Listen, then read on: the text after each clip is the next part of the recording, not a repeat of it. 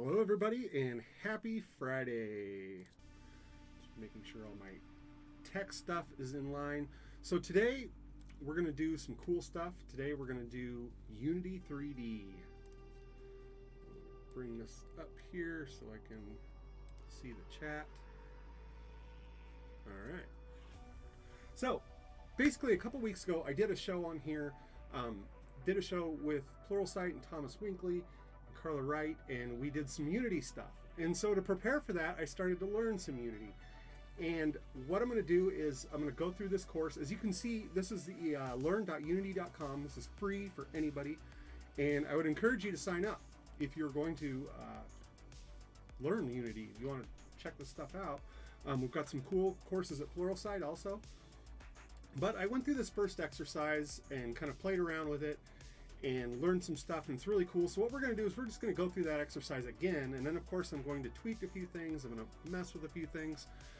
All of this stuff, like I said, is free. Unity Hub is free, the Unity editor, and actually I have here a 2D project. We'll open this up. Whoops. Oh, okay, that one's already open. Actually, we're going to do, I know something that we can do that we can just quickly jump into and mess with and kind of tweak around just to start. So let's do that. Let's do a new project, and we're going to do a new Unity 3D. Actually, we'll go to the Learn section here, and in the Learn section they have a bunch of games that are already created for you. They've already created all the skins and sounds and blah blah blah. We're going to do this karting game. Let's see where this thing opens up here. Oh, there we go. I'm doing this in Windows. One of the cool things to note is you can do this in Windows, Linux, or Mac. Actually, I did a bunch of stuff in Linux on my laptop as I was learning and playing with stuff, and it works great. So it works great on all three platforms pretty equally.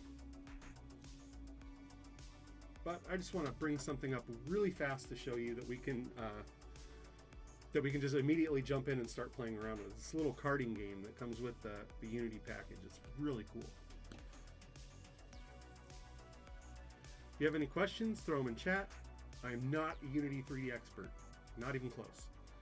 But I might be able to point you in the right direction, or at least get you in touch with someone who may be able to help. Also, happy Friday. It's Friday night. That's why I'm not doing like super businessy stuff tonight. You know, I do a lot of business stuff on here. CRUD apps and writing stuff in Go and C# and this is like totally just fun stuff. Though obviously you could make a business out of it if you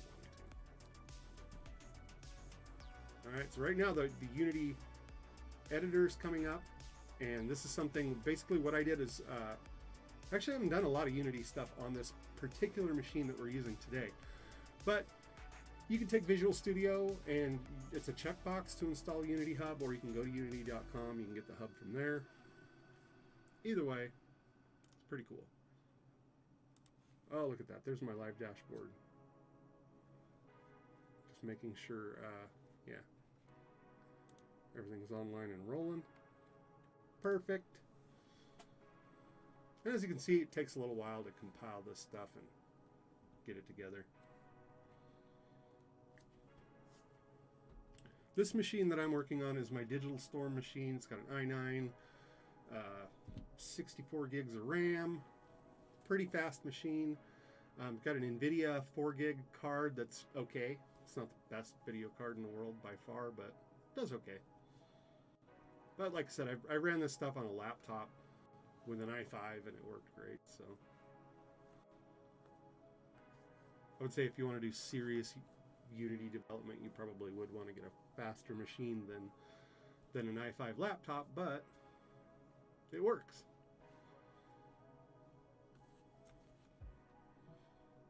I love the waiting time. It's great. And just as a reminder, if you want to see all of my streams, I do all of my streams on Twitch. Today I'm going to Twitter and LinkedIn, YouTube, a few different places, but if you want to see all of mine, follow me on Twitch. That's where I do every stream, always goes on Twitch. So now the Unity 3D editor is opening. And it's opening on the wrong screen, which is fine. There we go. Now, what's cool about this game is this is a learn. You saw that I selected the learn section there. So you can actually have tutorials as you go through here. We're going to close that out just because I'm going to play around with it, but you can go through the editor basics, change colors, add a jump, etc. Now, this is the Unity 3D editor right here. And let's zoom in a little bit. As you can see, it's a small little racetrack and a cart. Let's play it. I've never, there we go. Never done this particular one on a stream, but as you can see, pretty simple cart. We've got to go through all of those checkpoints because that extends our time.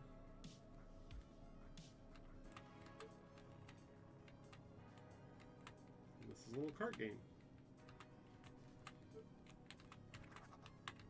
All objectives completed. So this is part of the game that you'll create if you go through that tutorial. Here in the tutorial, we'll have you doing all kinds of different stuff. Here's one thing that I'm going to change here. And this is one of the things that's in the very first basic lessons that we're going to go through. Preferences.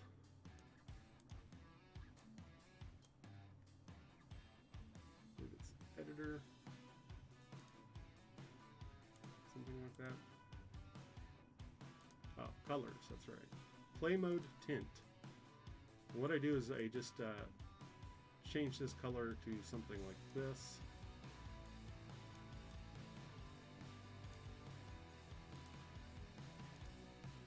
Now when I press play, you can see that it's obvious that I've pressed play. Because if you leave it on play, you can't do any editing or changing or anything like that. So basically just making it like super obvious that we are in play mode. Let's rip this thing around the track again a couple times.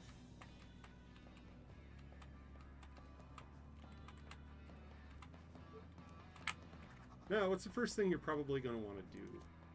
You're going to want to make this car faster, right? That's like obviously the first thing. So just to show you how easy and cool the Unity 3D or the Unity editor is, you can see here, there's my camera, there's my little player, and it's the Kart Classic player. Now you can see here we have mass, drag, angular drag, there's all kinds of stuff on here. Constraints, info. Now this one is at a runtime setting, so this is just showing you info as you're moving along. Let's see. I'm trying to remember. It's been a couple weeks since I've played with this, but there we go. Base stats. So here's the base stats of the cart. You can see that we have top speed, acceleration, reverse speed, reverse acceleration, and the acceleration curve. Now this one is pretty obvious if you think about it, that if you do your acceleration and you press down, it's not going to instantly go to the top speed. There's going to be a curve there where it speeds up. The shorter that curve, the better, I would assume. But let's change our top speed. Right now it's 15, and we went around that track at 15, and it was slow. So let's just double our top speed for that, and we'll press play. And I don't know exactly how the acceleration works, so we'll play with that in a little bit too. And now, as you can see, I can go twice as fast.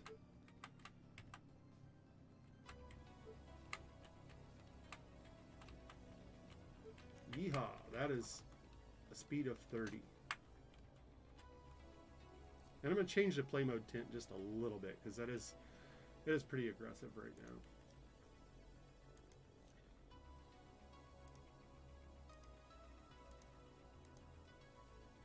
Still going to do something blue, but maybe a little bit lighter blue.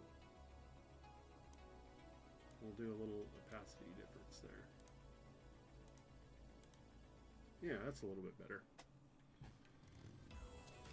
Okay, let's rip around it with 30 as our top speed again. Yeehaw! And this is actually pretty manageable. We're not sliding towards the edge or anything like that. It's pretty manageable. So, let's make it unmanageable. We'll go back in here. Top speed 60.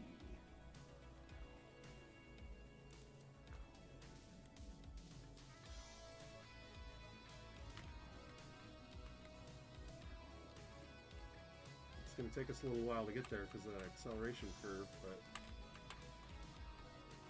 even 60 is pretty manageable. We're starting to bump the edges now. We'll just bump this up until it's unmanageable. And there are some things here, if you look at that, there are some things here. We have the acceleration curve, of course. Let's see what happens if we make the acceleration curve 1.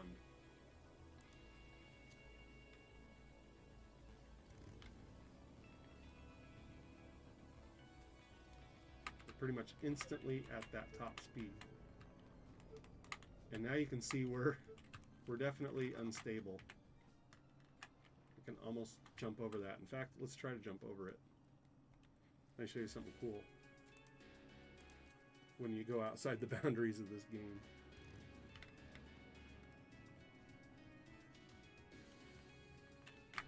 There we go. You can see we've got some other stuff here. In fact, we've got a whole nother track we can go on. Pieces of track.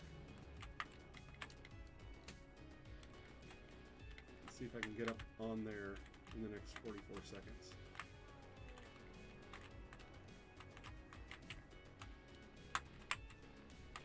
Kinda.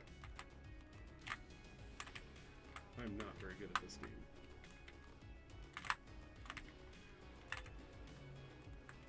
We may need a little bit higher top speed to get up on there. But one thing I wanted to show is what happens when we go off the screen. As you can see, we kind of just go off into outer space. Out in the middle of nowhere.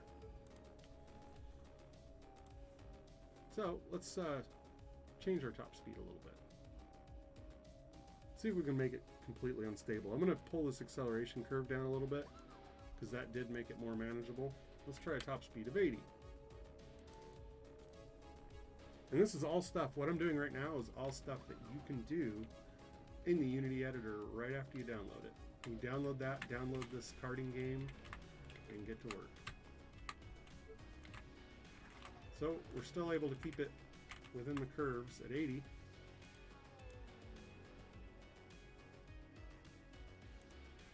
Let's try 120.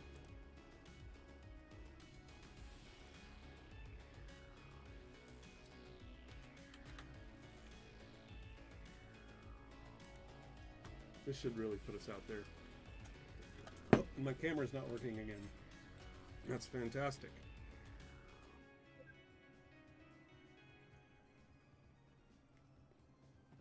Been having a lot of problems with this camera lately. Where after a certain while, it just doesn't work anymore.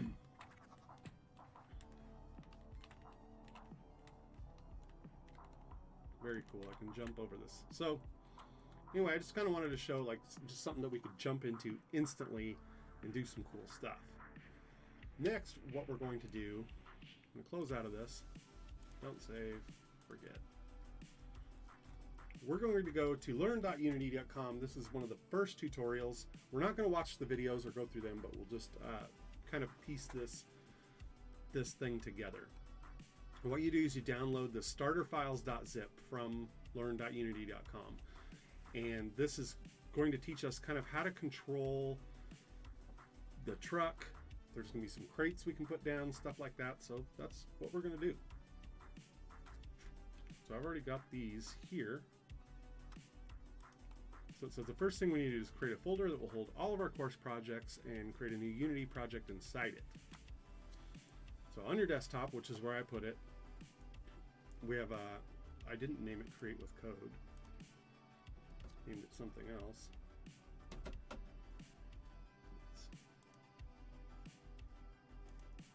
This is Unity Project 1. I'm going to rename it. Create with code. Why not? Create a new Unity project using 3D template. So let's do that. We're going to go to Projects, New, 3D template. Over here, I'm going to browse to my desktop. Create with code, select folder. So we're going to call this truck game. Call it whatever you want. Now I created it in the same folder those assets are in, but we're going to load in those assets as a part of this. That'll be the second step. Check to make sure my camera's still working. I think it's so awesome. So cool. Let me tell you.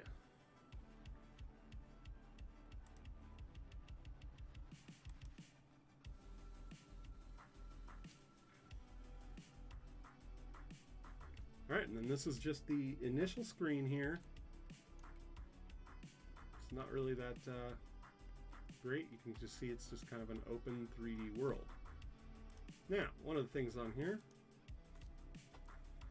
it says 3D template, create with code, and then we need to import assets. So we downloaded the prototype 1 starter files, extracted them. Now we need to import the asset package. So assets, scenes, in the project window. Actually, let's put these things kind of scrunch them together here.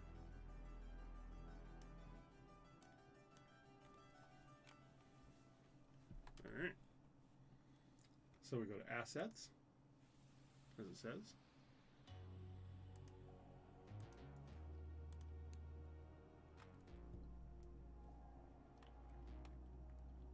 Let's see, where is it? There we go. Assets, scenes. Double click on this.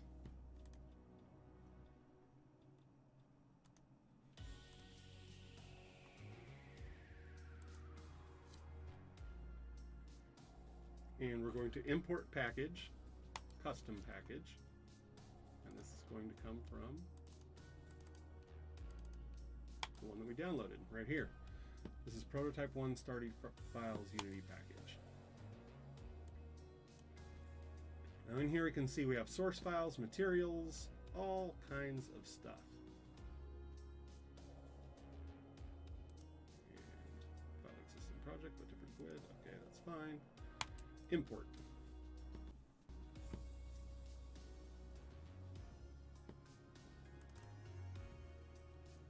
So now we have imported some scenes. And there isn't much here. This is just a road, basically. And so we're going to have to go through and add things to it. We're going to have to add a control, all kinds of stuff. So we've done this. We've got our prototype 1. We can delete the sample scene. So we'll go here, delete that sample scene.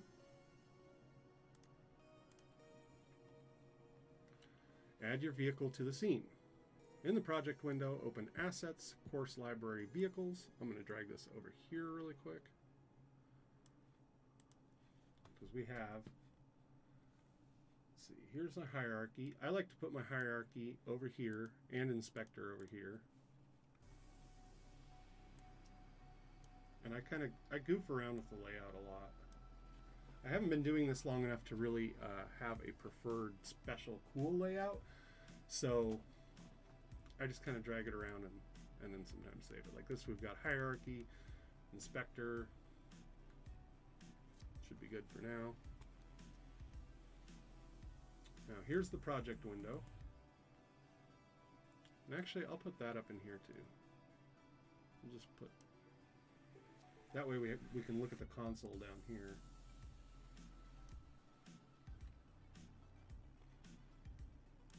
I've seen some warnings here that I don't remember seeing before, but we'll find out.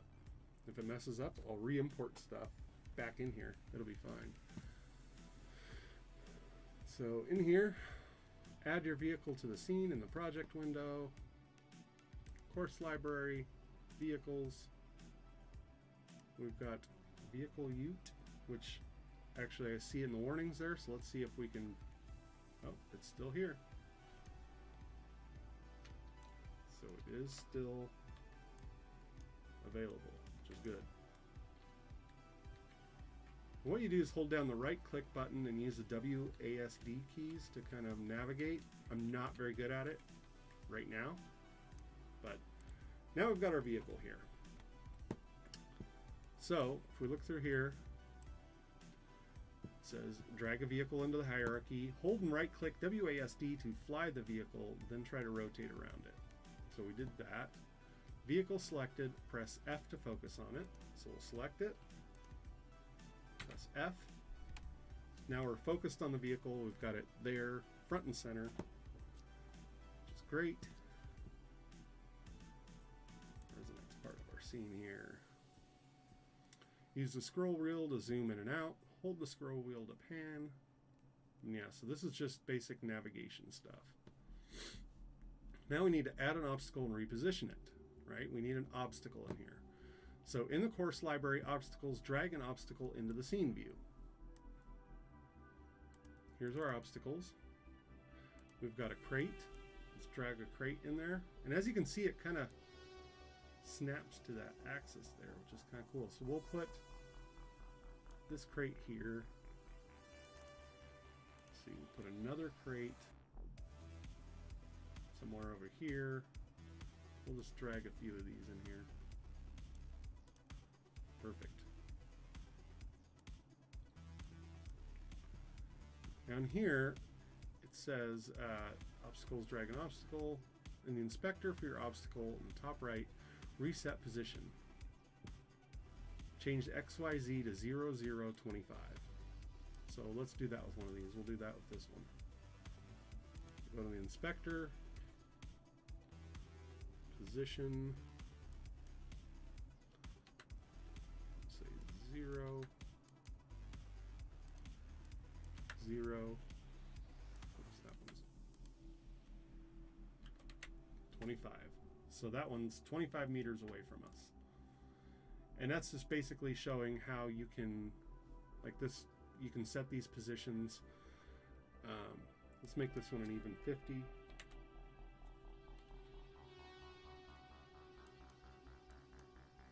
And if we put it 0x, it's going to bring it there in the center. If we put it 0y, it's going to put it right on top of there. So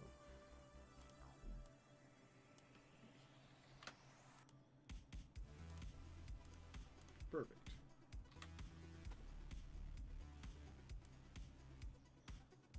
In the hierarchy, right-click rename your two objects, vehicle and obstacle.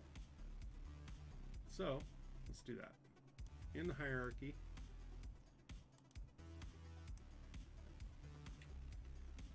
we're going to rename this one vehicle.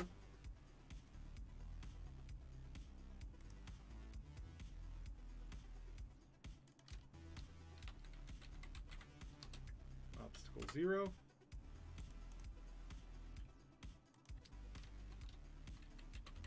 Since I put multiple obstacles in here.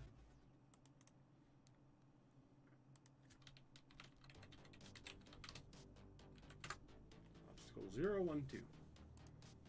Perfect. Money. Alright. Now, what I would recommend you doing is not doing what I'm doing right now. What I'm doing right now is skipping through these and just reading from the lessons, because I've watched these videos, done lessons, but I highly recommend you watch the videos. One of the things that the instructor says first is watch the video, then do the thing. I also would recommend that because it helps you get less confused.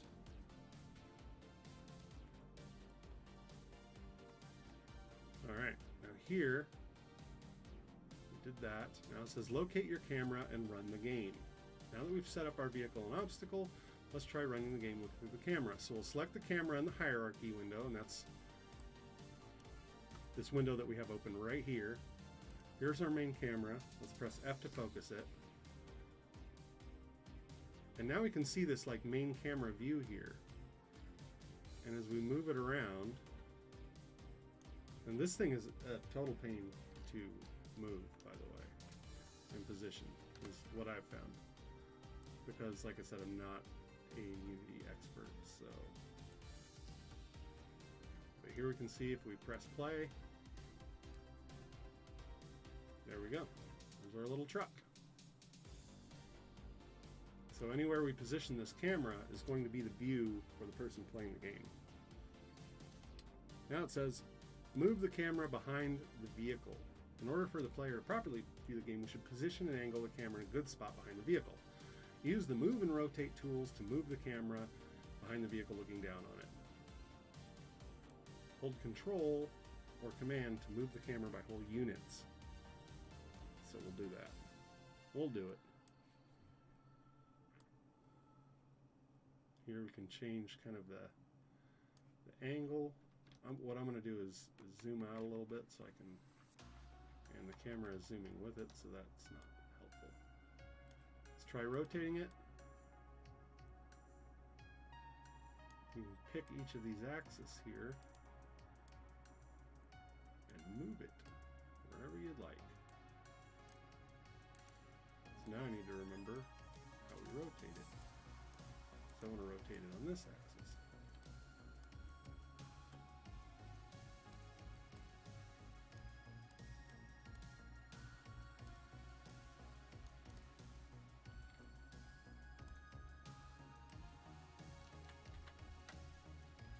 Undo all of those things.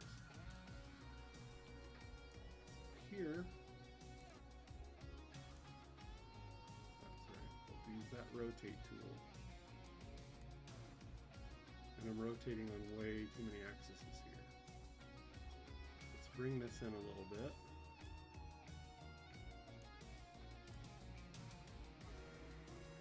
Make it to where it starts to kind of look like something.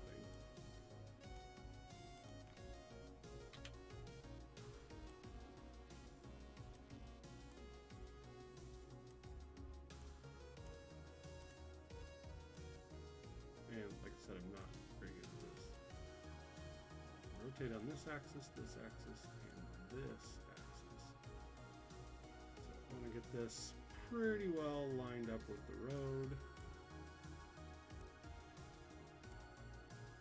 And I'm going to have to bring it back.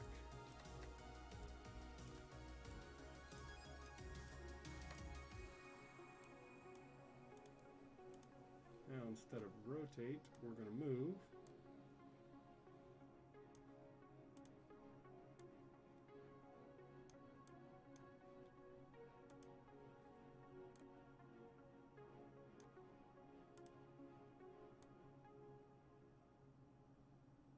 This should get us a pretty decent view of where it's at.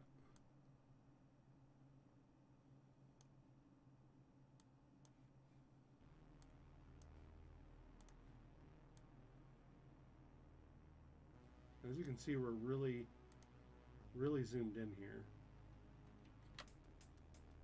So let's bring that out. Let's this. I'm going to zoom out a little bit. See if we can find that camera again by selecting the camera.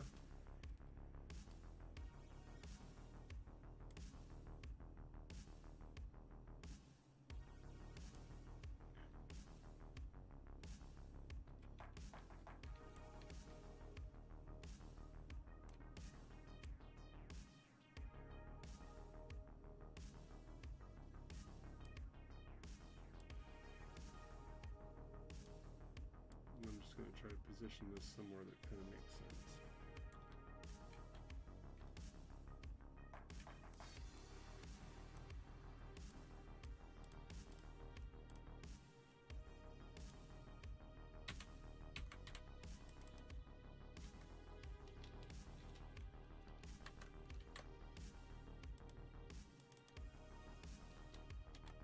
I don't know how I got so wonky here.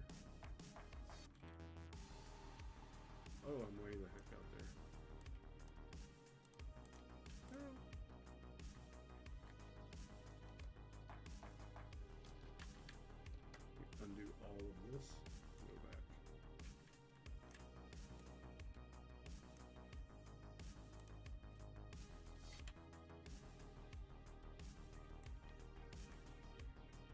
Still kind of getting used to this interface. This is where you can start to kind of heckle me a little bit, right? Where did we put that camera?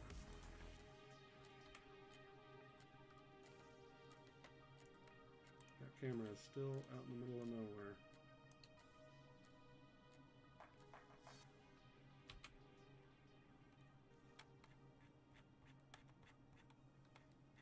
So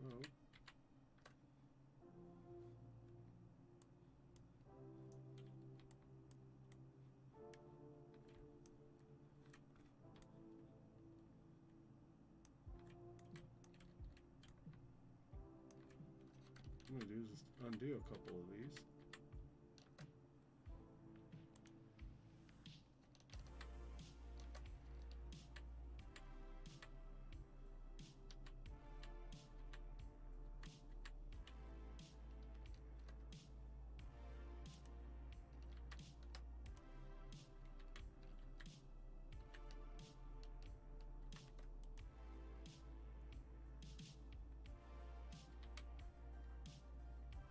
There we go.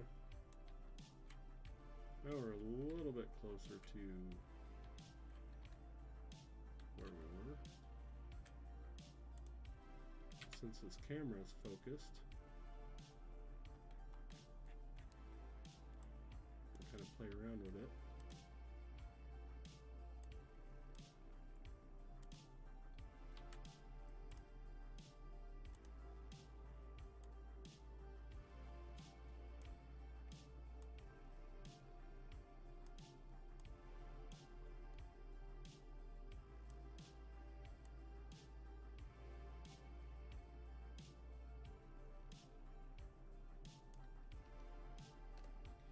What I'm trying to do here is move this camera back a little bit.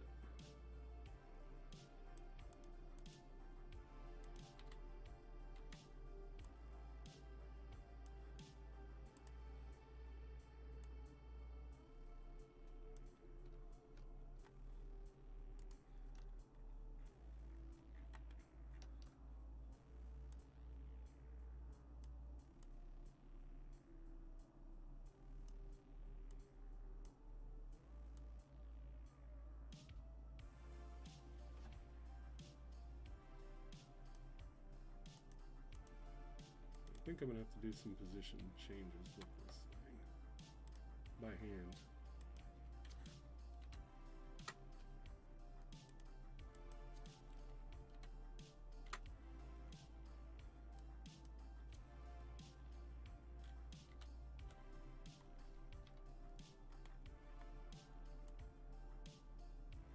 So now it's here, we'll say -20 so that we're behind the pickup.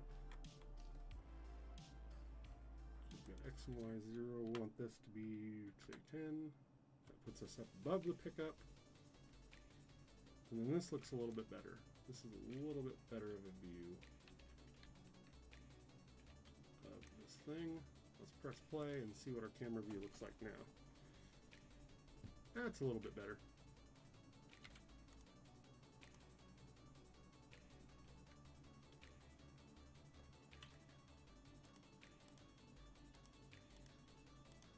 Here, focus, inspector.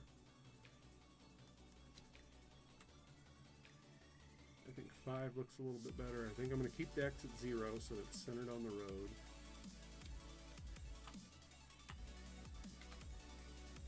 $30 meters back. Now we'll do 20 meters back. Okay, that's about perfect. And then here we can rotate it a little bit. Now that is the exact view that I want, right there. Save it, press play. Yeah, that looks a little bit better. We can at least see it's still a little cockeyed, but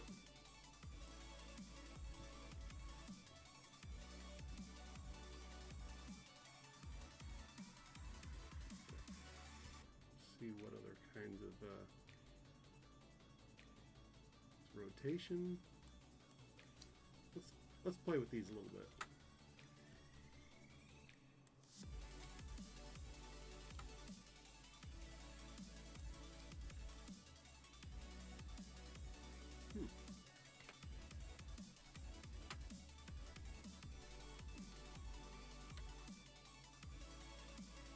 So this is the only one I really want to rotate to kind of tilt it down a little bit.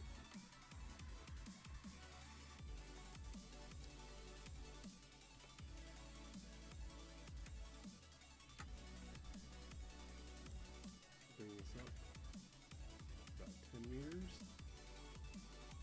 3 minus 20. And I think we're in a pretty good spot.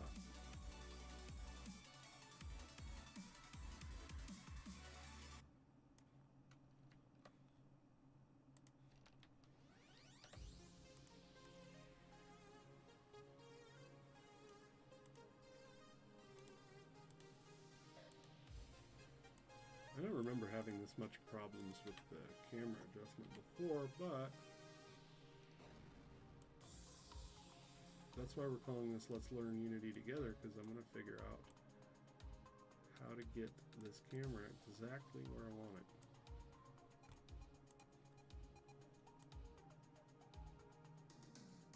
Which is here.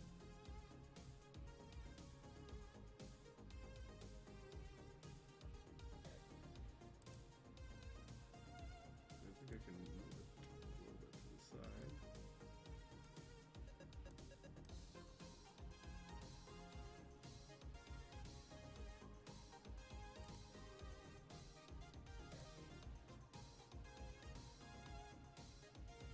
There we go. A little to the side.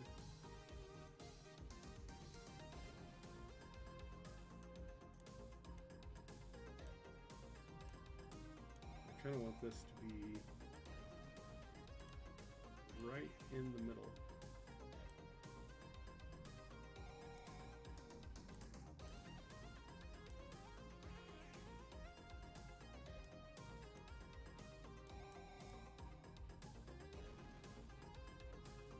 So we're looking right down the back of it. Then I think I have to rotate just a little bit. That's where I want it. Let's press play again. There we go. I'm directly behind. I want to be directly behind this truck. So that was a little bit of a detour there, but we've got our camera set up. It's scaled pretty good. Got a move tool, rotate. Just a little.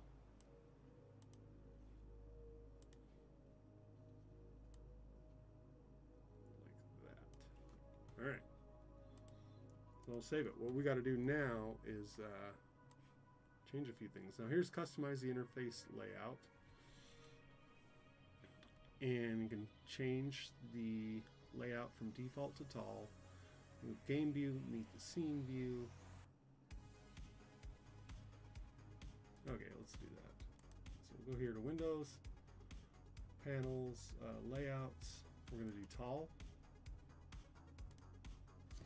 Now you can see tall's a little bit different here. Assets, favorites. There's hierarchy window, inspector. I like to keep these things kind of apart. And then what else did it ask us to do here? Oh, there we go. Default to tall, move game view below scene view. So we'll take our game view, move it down here below the scene view. And you can see kind of how this works, right? I want to go here and get into a place where I can see the scene a little bit better. But our game view, we can see down below. And that is what we're going to use. So I'm going to get up a little bit higher so I can see my obstacles and all that kind of good stuff. Okay, so now we're in a pretty good spot. Pretty good right here. And I believe it asks you to save the layout. So we're just going to follow it. Yep, save a new layout, call my layout. Oh, in the project window, choose one column. That's right. So in here, you go to one column layout. This is a pretty decent layout here. So we'll go here to layouts, save layout. I'm going to call this Jeremy. Now we press play, and this down here is our game view, which doesn't do anything right now, which is fine. So go a little bit farther into this.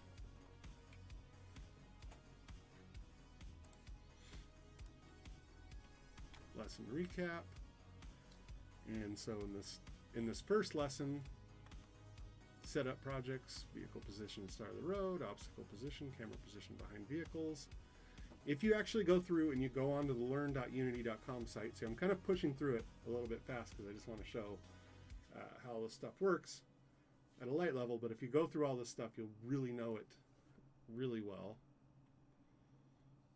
So let's continue to the next item, player control. Oh, next one is plane programming, which I haven't done that one yet, but maybe we'll do that one together. So go back to here.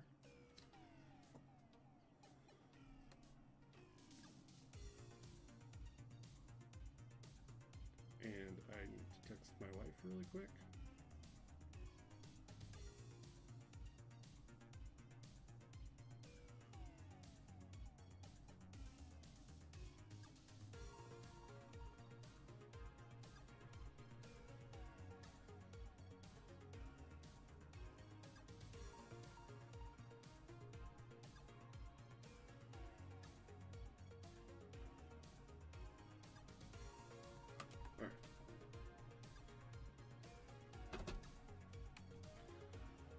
So this one we went through this lesson recap.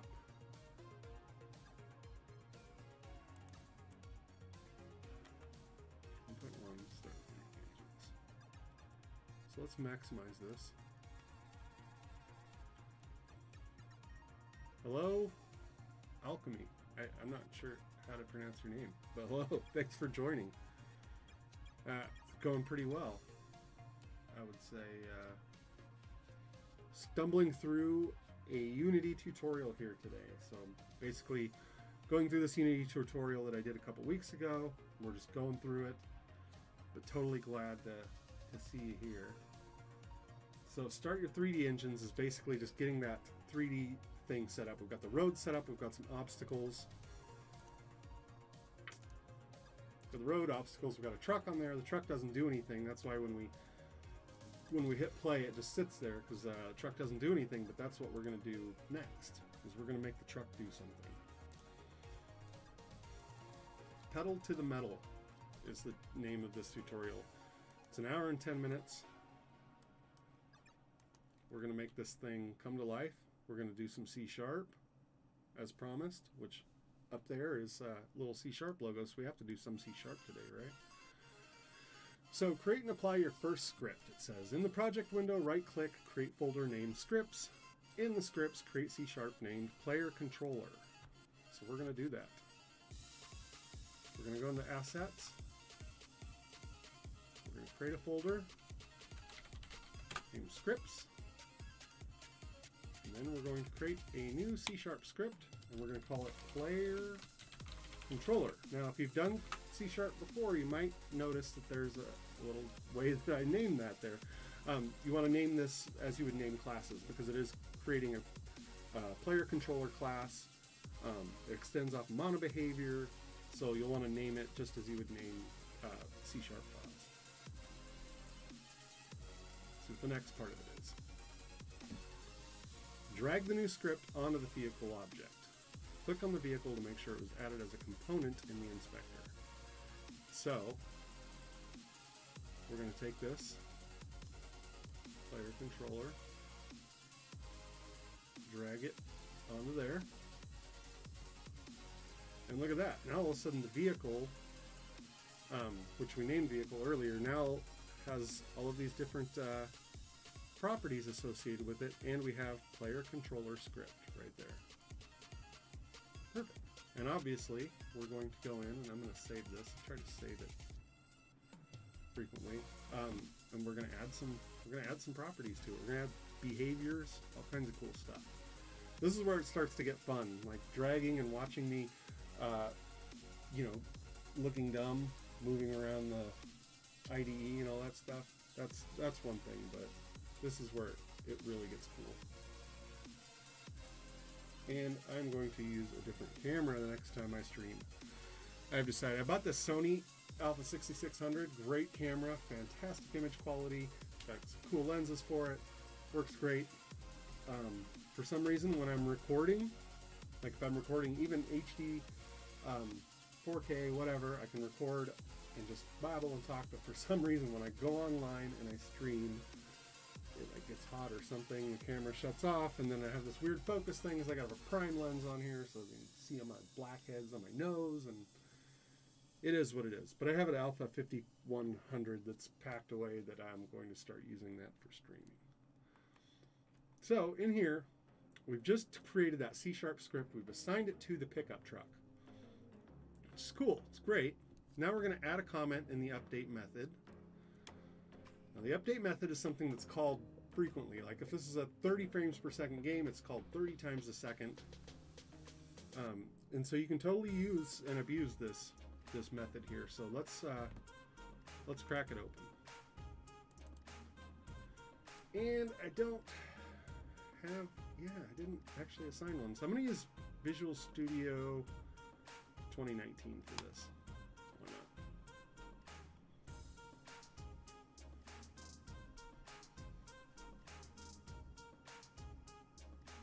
Hang on while we sign you in. I just gave my email address to everybody watching, but that's all right. I'm sure pretty much everybody could figure out jeremymorgan@gmail.com by now. So I'm using Visual Studio Professional, but you don't have to use Visual Studio Professional. You can use Visual Studio Code, you can use Notepad, you can use whatever the heck you want. Now I'm going to make this a little bit bigger. Okay, I'm going to make it a lot bigger. That way you can see the code. And what they want us to do here is just, nope, all my personal settings have been applied. So we're in dark mode. Cool. All right, now I think it's done updating. Done moving, right? Oh, ReSharper's gonna get involved. So this is a brand new install of Windows 11. This is actually probably the first time I've even opened this up. I think this is something like make the vehicle move. And they just have you put comments in here and save it. Now, one of the things that to note here is, we're editing C# files, and these are just C# files that get compiled in to your program as you save them. So if you do something dumb,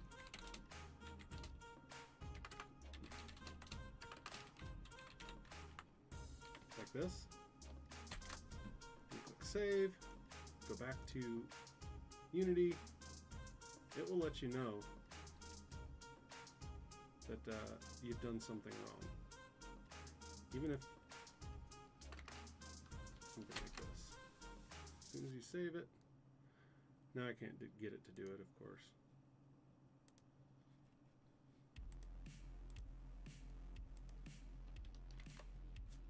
And maybe I'm just totally wrong there. There we go. Now before it compiled and sent that message to me, but I'm not sure. Maybe I must have some setting changed. But either way, if you put something in there intentionally, all compiler errors have to be fixed. So we'll get rid of that. We'll go back to Unity. Reload script assemblies. Now everything's great. We press play. Cool. So let's go back here and see what it wants us to do. It wants us to add a comment. Now we want to give the vehicle a forward motion. So what this is going to do is it's going to make that truck go pew. Alchemy is asking, where's your console window docked? Looks like pretty far below. This is the first time I've used this instance of Unity. So let's see where my console is. Not here. Let's see when I press play if it pops up. Oh, I'm going to have to add my console window. So thanks for bringing that up.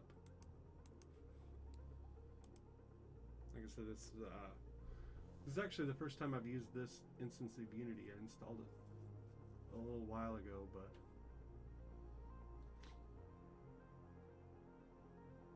panels, component. See if I can find the console. This is how well I know Unity. I'm not even sure how to add it. There it is, console. So I'll probably take this and drag it in somewhere here like this so that I can see it.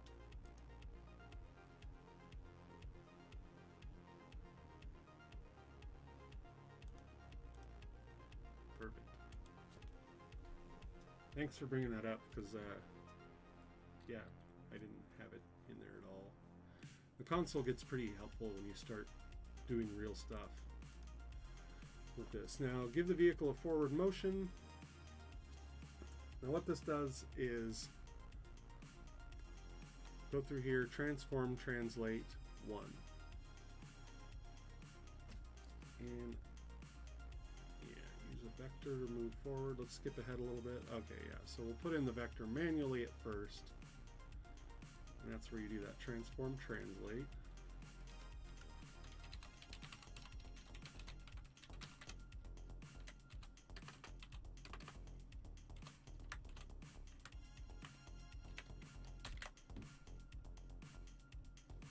Jump back to our Unity window. It's reloading, it's compiling. It did not break. And there we go. Our truck is moving at about 1 meter a second. So right off the edge into outer space. So now we actually have some movement. But later in that lesson, it says to use a vector 3, because it's a little bit cleaner.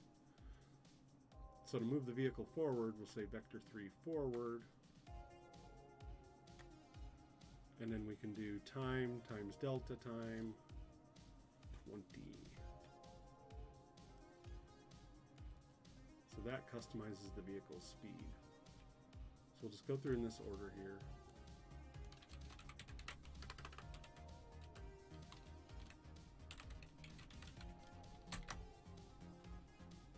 I believe I typed that in right.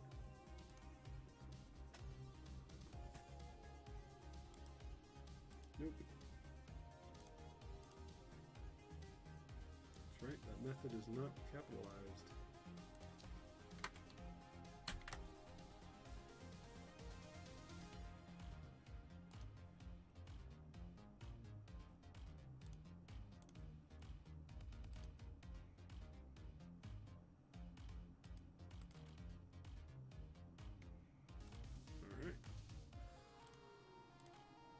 So in the next part of it, we're going to customize the speed.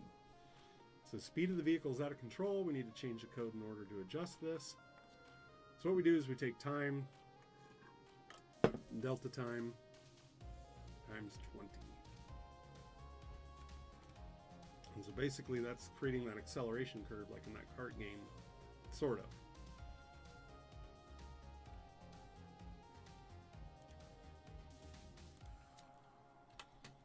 I believe this is added as another parameter. I need to go back to that code really quick. Oh no, we're all still working in the same parameter.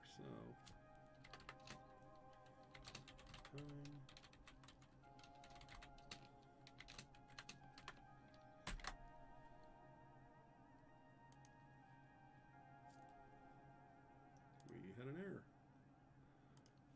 Time does not exist.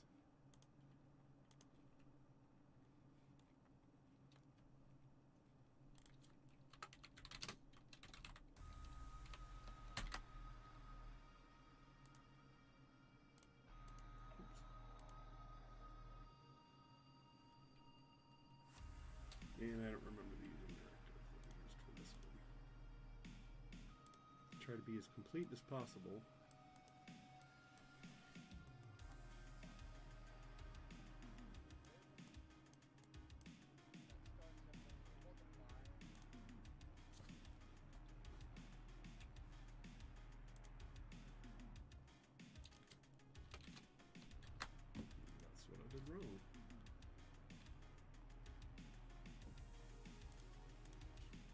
here. Time 20. So my reading comprehension was the cause of that bug there.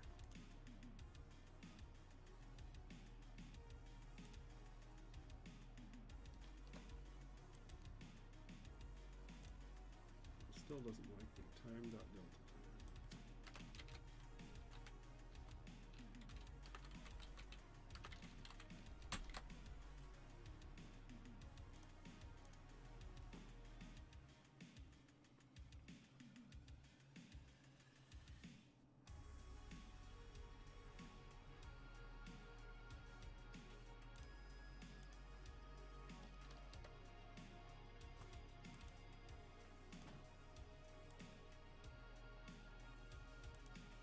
Interesting that it's not highlighting, probably because of this stupid thing here.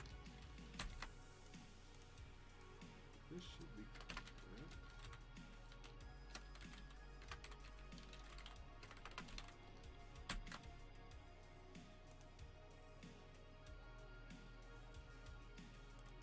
There we go. So now we're running at 20, which, as you can see, 20 is much slower. Now we've kind of scaled that down based on that frame rate, because of that update is called with every single frame, so it kind of gets a little fast. There we go, 20.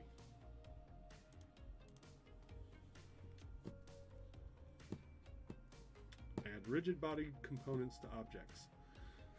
So when we did this, you may have noticed that it drove right through the box. Not ideal, not realistic. And this is where you're really going to start to see some of the really cool parts of Unity. One of the biggest advantages to Unity, I would say, is that it does a lot of thinking for you. So you could write a bunch of code that checks the ends of all those boxes, and it tests for collisions, and yeah, messes with lots of code. Unity does all that stuff for you, and that's what this is all about. So you select the vehicle, add component, select rigid body. So let's do that. We're going to select our vehicle, hierarchy, and then I believe it's in here that we add component, or maybe it's here. There it is. Add component. We'll just search rigid body. And now you can see we have mass, drag, angular drag, all that kind of stuff that was in that karting game that we were using earlier. So now we're a rigid body. And what that rigid body does is it does collision detection. It assigns, it basically says this is a thing with a rigid body. Actually, it's pretty good naming if you think about it, because it's saying this is a rigid object. When this object collides with another object, something is going to happen. So we've added the component rigid body, select the obstacle, and we'll add rigid body to those. Then we want to increase the mass of the vehicle and obstacle about what they would be in kilograms, which I have no idea about kilograms, but we'll make some values that'll make sense. So let's go here, add component. We're also going to add rigid body. We're going to say this is 10 kilograms. And we'll go to the next one. We can see we have our box collider already here. That's the collision detection I was talking about. This is going to have a mass of 10. This one over here, another rigid body with a mass of 10. Now the truck, if those weigh 10 kilograms, this truck's going to weigh 100.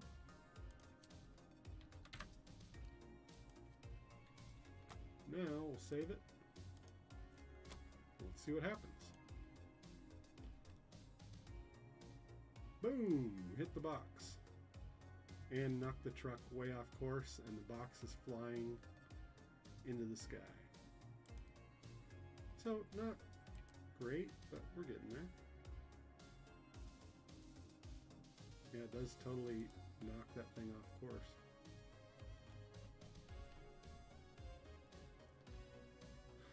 Oh, Alchemy says you added it to the road. I think you're right.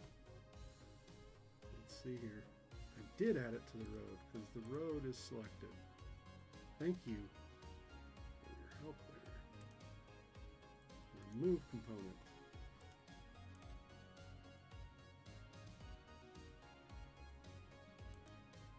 So yeah, I think you were right. I selected the road instead of the box. And then we just crashed the truck again. So let's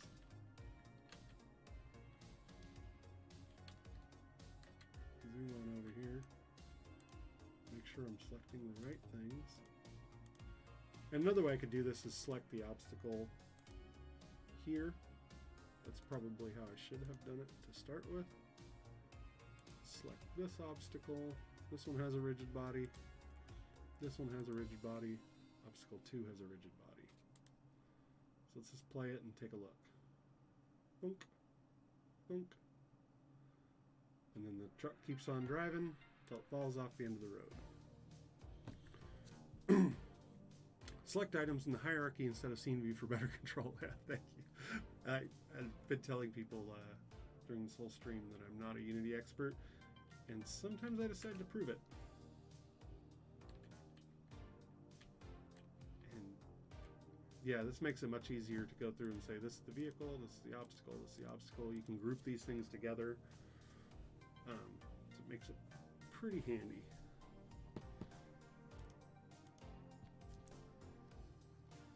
Duplicate and position the obstacles. We already did that actually as we're doing it. So we could put some more obstacles in there. Actually, let's drop another obstacle in because there's a couple different kinds of obstacles in here. So if I remember where they're at here, course library, obstacles. I think the barrier. Yeah, the barrier, the truck will not drive through the barrier. So we'll go here. Actually, no, I want to go back to the vehicle. Focus. But for the barrier, we add component, rigid body. Here the mass, we'll put it the same, but it doesn't matter. The truck will not be able to drive through that barrier. And we will test that theory here very soon. So get here where I can see the scene view a little bit better.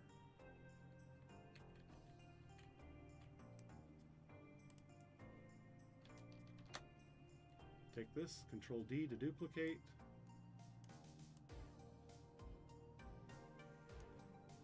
And I'm gonna move it this way. Put it over here somewhere.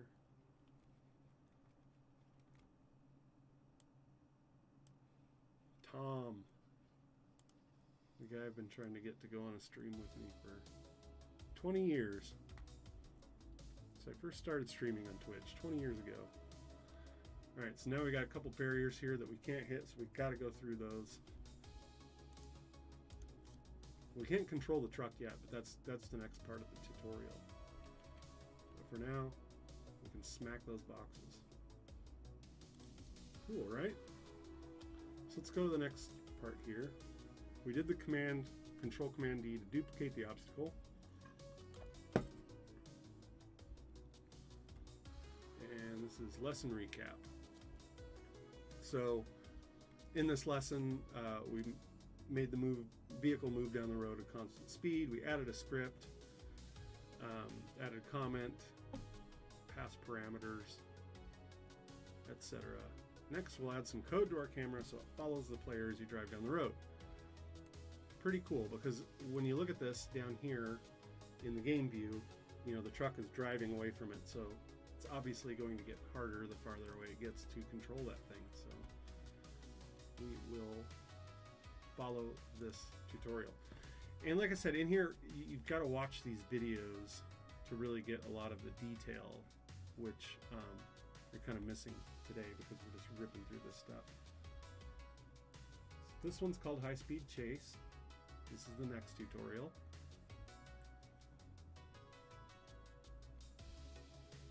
There we go. Now add a speed variable for your vehicle. Now what this does is it goes into C# a little bit. And basically these tutorials are intended for someone that knows zero C# whatsoever. So if you already know C#, a lot of this stuff obviously is going to be super simple, but basically what it wants you to do up here and say public float speed. We'll copy the code exactly here, 20.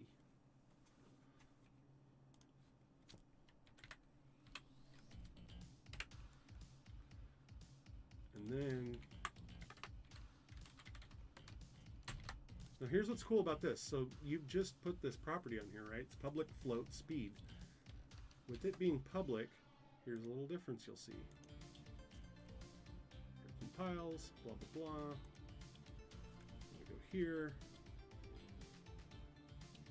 Player controller script, you can see the speed is now available in the editor. So as we're playing this, we can say, oh, this is speed 20. Cool, let's try it. No, that's too slow. Let's make it speed 50. You can now change it right here in the editor because you've made it a public property. And then you can make it private, so you can't change it there. But while you're developing and building stuff, you can just sit here and change it. So you can change these parameters, kind of tweak things as you want as you're going. We're going to put this back to 20 for now. And we'll see the next thing they want us to do. Create a new script for the camera. So now we're going to create another C# script. We're going to call it follow player and attach it to the camera. So let's do that really quick.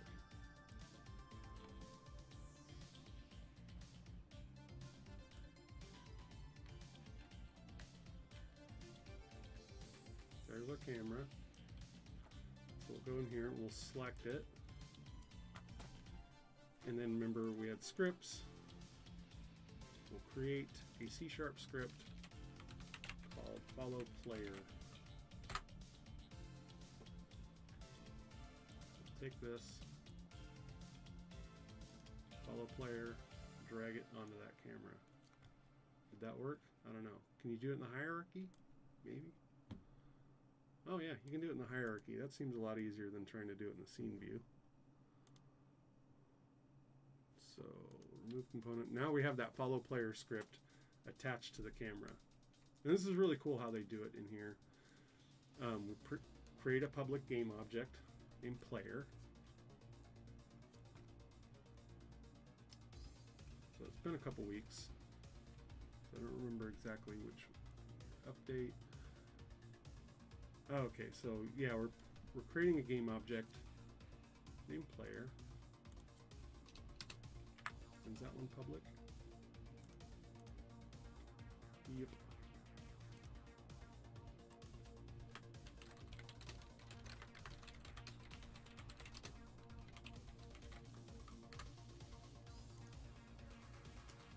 Player. And then it wants transform position equals player transform position. Oh, and this is, oops. I put this in the player controller. We want to put this in a different script. We want to put this in our follow player script. This is the one that's attached to the camera. Let's drag that out here real quick.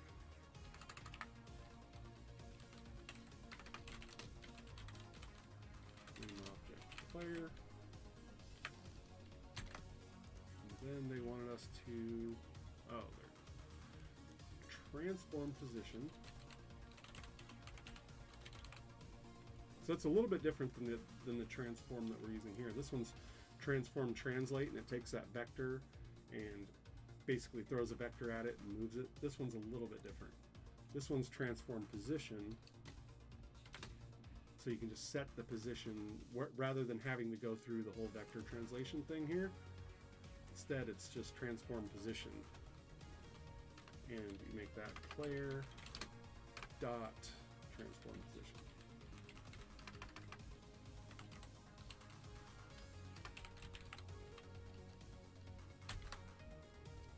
So now it's going to be the exact transform position of the player, which you're probably thinking isn't going to work. And you'd be right. I mean, not completely.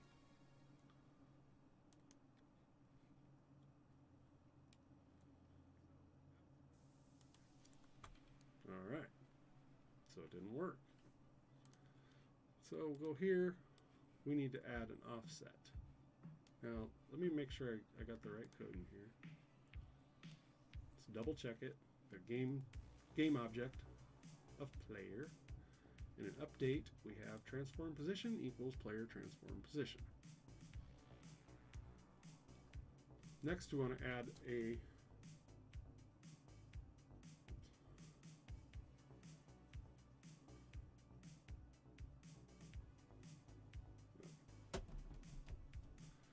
now we need to add an offset to the camera position. That way the camera position is a little bit back, like behind the truck. So using this, let's just put these two together here.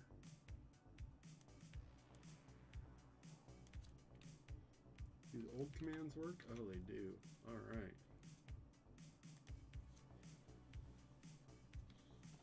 So hope everyone can still see that. We'll just copy and paste this stuff. You didn't drop the vehicle into the follow script field. Oh, yeah.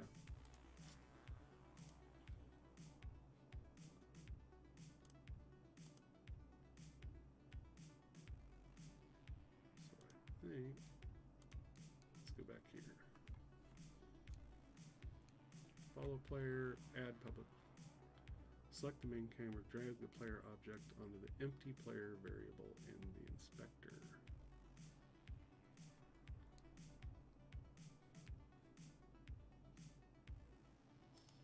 There it is.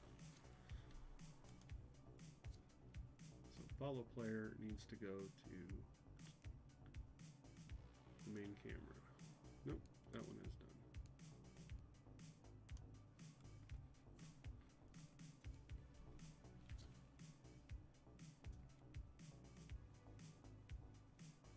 So I think that comes, I think what you're talking about comes later in this. Let's see, create a new script for the camera. So we created follow player, attach it to the camera, and then drag the empty player variable in the inspector. That's the part I don't remember. Selecting the main camera. You're right. So we're selecting the main camera, and then we need to drag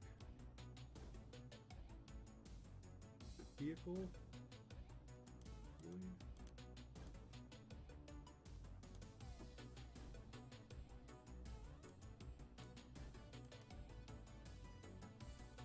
Sorry, our player is going to be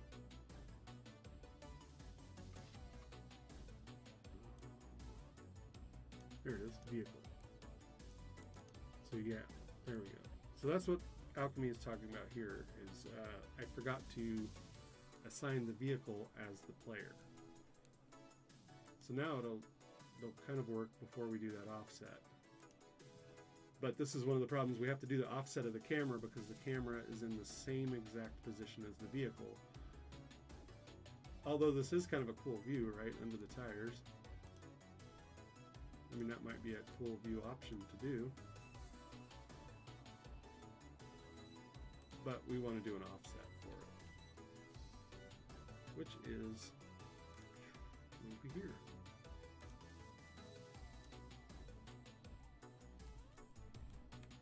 So we add an offset to the position plus new vector 3. We're just going to follow their code exactly. We can make some adjustments later. But here, this should offset it so that the camera is back a little bit and you can see. And we'll try it. This Unity icon looks way too much like the OBS icon, so I just keep hitting it over and over and over. Let's see what it looks like now. Yeah, that offsets a little bit better. Now we can see the hood of the truck. But this is how easy it is to make that camera, you know, as you're doing this tutorial, that's how easy it is to make that camera follow the vehicle that you want it to follow. And I think this is, right, go here, reload script assemblies. Yeah, so I want it to be set back like that so I can kind of see the whole vehicle. So in the second part of that tutorial, and like I said, I keep repeating it, but you'll definitely want, if you're going to take this tutorial, watch the videos and do the things. Don't just add this stuff in here like this, because it goes in depth, it explains things, it's really cool. So the next part, make the offset into a vector3 variable. Okay, we can do that.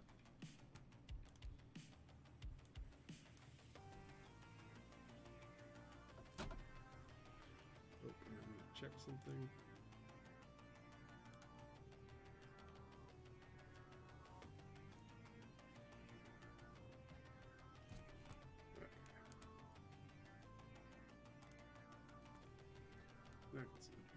All right. So in here, we want to open follow player CS, and basically we're just putting in. Now notice this one is private, so we won't be able to change it from the editor like we did the other one. So new vector3 0 5, and I think I did 15. And what this is doing is just kind of showing how variables work in C#. So that's what this part of the tutorial is all about. So this should behave exactly the same as before. Oh, compiler error. Since I just reinstalled this and I just put Windows 11 on here, I don't have all my little sounds on my Stream Deck. My Stream Deck's not set up at all, in fact.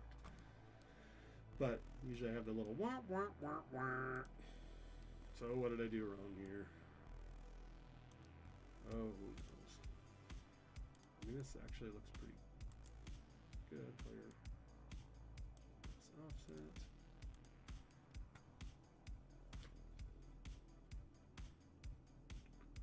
Private vector3 offset equals new vector3 0 5 -15 instead of -7.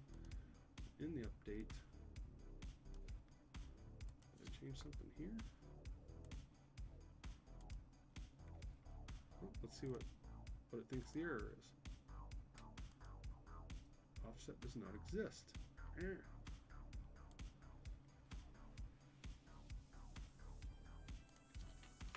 I need to learn how to type. That's all it is. So now it should behave the same. There we go. Ding, ding. Pretty cool, right? Fun stuff. So then they add this thing called late update. Because you may have noticed the camera is kind of jittery as the car drives down the road. Not as noticeable at this speed, but you know, if we change that speed a little bit, it definitely becomes jittery. What's my console view? See that?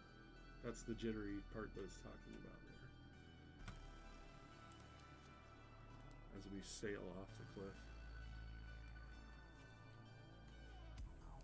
So let's do their recommended fix.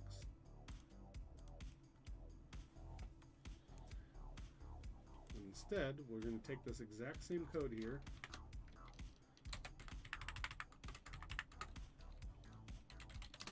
I'm just going to say late update.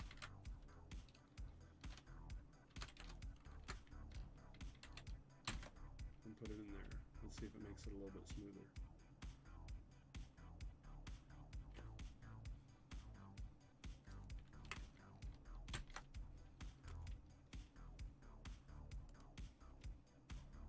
Compiling, no errors in the console, right? A lot smoother. Sweet. All right, what's next? Well, play mode tint color. We did that earlier. Edited the play mode tint color. That's lesson recap. So in this lesson, what it covers, much better than I just did. Camera follows the vehicle down the road in offset distance. It introduces variables, data types, access modifiers, and declaring and initializing variables. All good stuff to know. So now I'm going to have to go back up here. We have just completed high-speed chase. Next is going to be the last one. Step into the driver's seat, and I'm going to take a quick few-minute break here, and then we're going to jump into the driver's seat part. This is the really fun part. This was awesome. So I will be right back.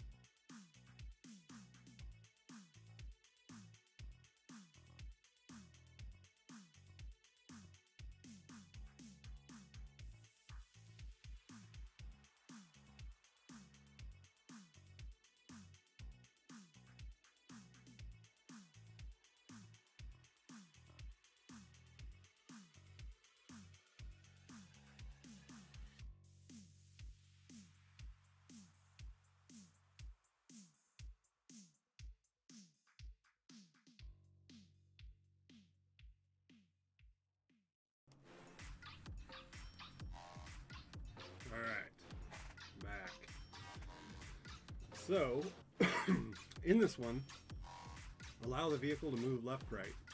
So until now, the vehicle's only been able to move straight forward along the road. We need to make it move left to right to avoid the obstacles. So what this does is another transform translate here, where we're going to pass in another vector, and we're going to do the same thing that we did with the speed, where let's just go into that player controller. So here with the speed, we cut it down a little bit for the frame rate. Going to do the same thing here, but we're going to do a turn speed. We're going to make this one public also.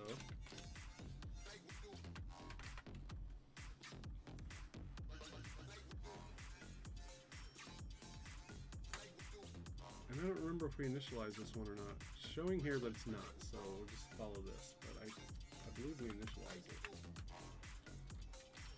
Transform translate. Oh, I cannot type today. Vector 3 dot right times time delta times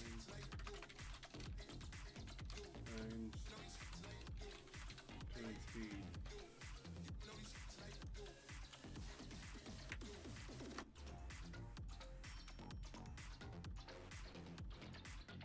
And this, I think, will just send it off the grid as it sits right now.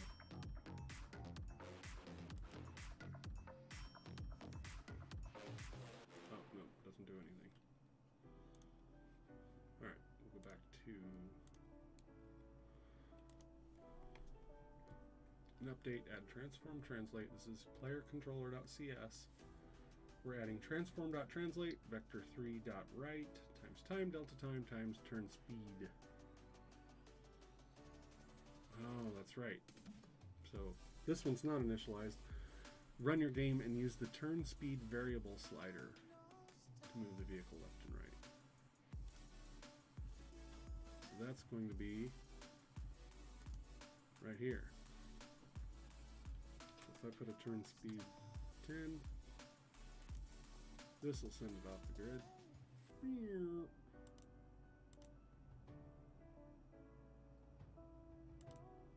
Cool, right? Do negative 10. We'll go off the other side.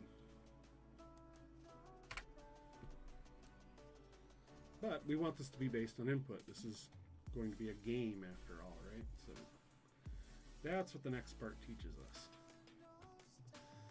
Base left-right movement on input.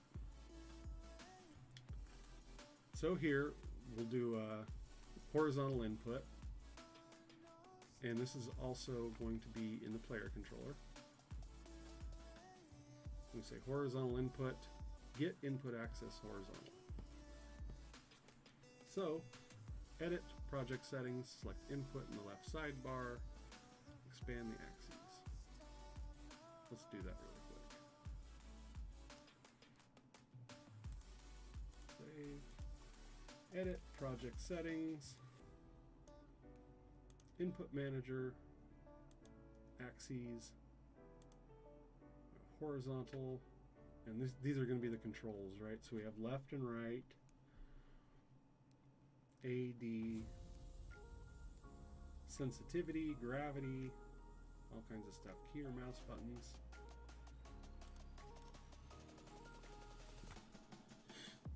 So in player controller, we want to add that variable. And this one, Havens public.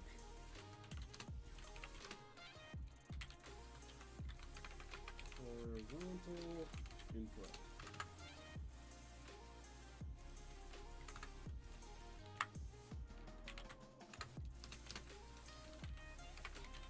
Input.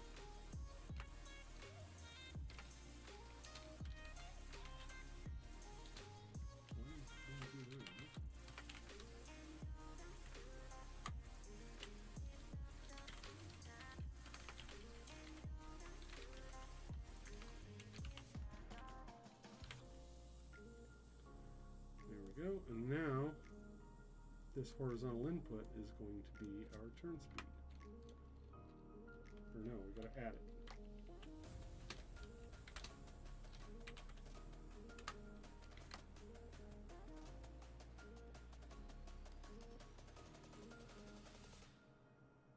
Sweet.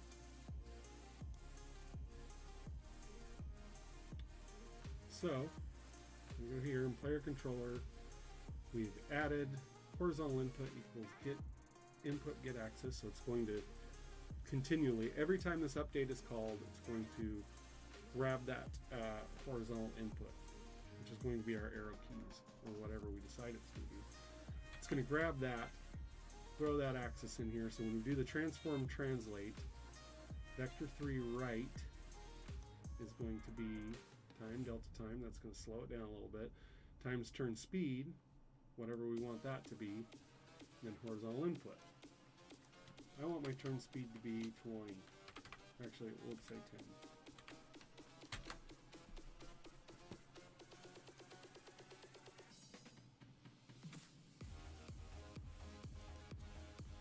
Push play.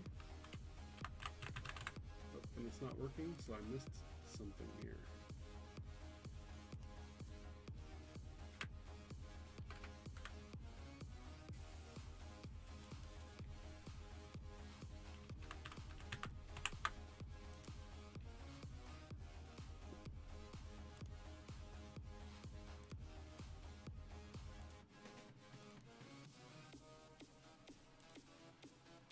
thought I was initializing turn speed.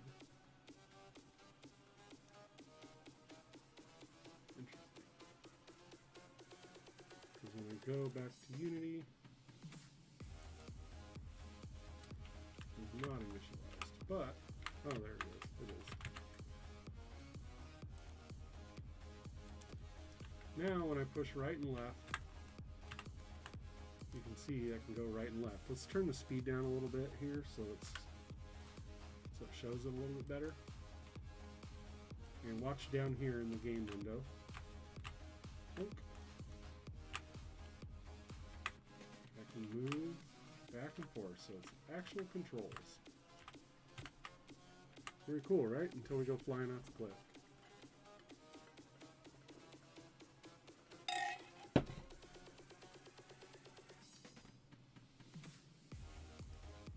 Another thing that I noticed is, let me check something real quick here while this thing flies off into space. Actually, my chat is not updating. So the chat that's being shown on the screen is updated, not updating. Not sure why.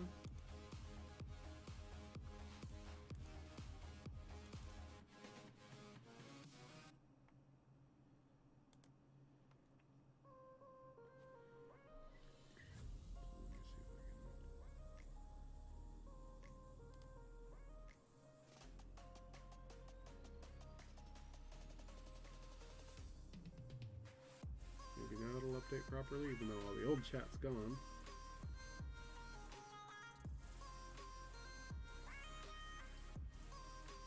Okay, that's kind of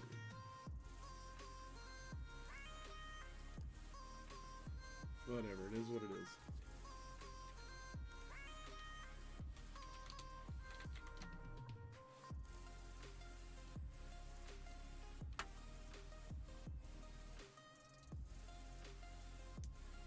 Alright, I guess it'll work now. Cool.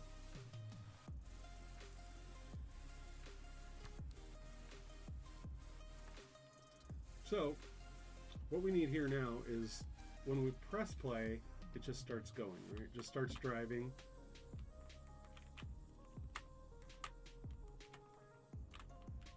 But we can turn right and left, which is cool. And actually, I just hit that box. It made it a little cockeyed, so if I let go of the control, we're still kind of going to the left. Sweet. So let's dig in here. Let's go to the next part of the tutorial. And in this part, we just did that turn speed, so we just made it turn right and left. Next, it says take control of the vehicle's speed. So we want gas pedal and brake. Now this one, you've probably guessed, is almost identical to grabbing the other input. So we'll go public float, forward input, and then down here, I'm going to say forward input equals input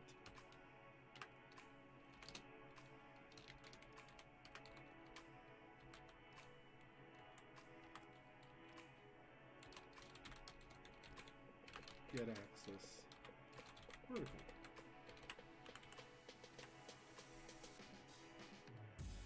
And then we can just add that into our statement that we have right here.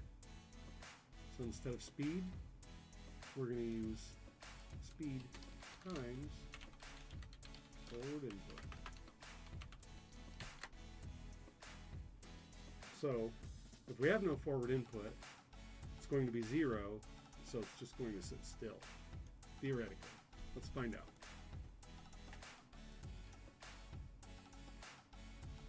Looks like everything compiled. Press play. Thunk. We're just sitting here. Look at that.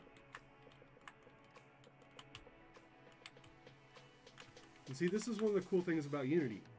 So, you know, just kind of reiterating that Unity writes a ton of code for you.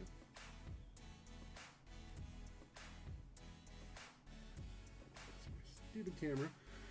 So Yeah, Unity just writes a bunch of cool code for you. So there's a lot of things that are just assumed, and it just does things like the forward and back thing, right? So rather than me writing all of these input handlers that read my keyboard and see if a button is pressed, and all that stuff is done for you with Unity. And even like reverse comes free because we're just sending in a negative value. So you can actually see here in the forward input in our player controller script. Oh, no, it doesn't show it. Go back to our player. Where is it? Vehicle. There we go. Now, if you watch it,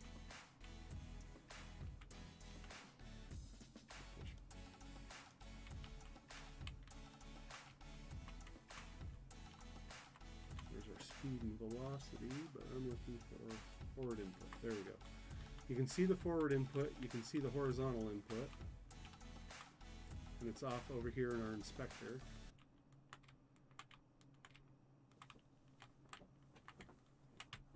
Forward, reverse.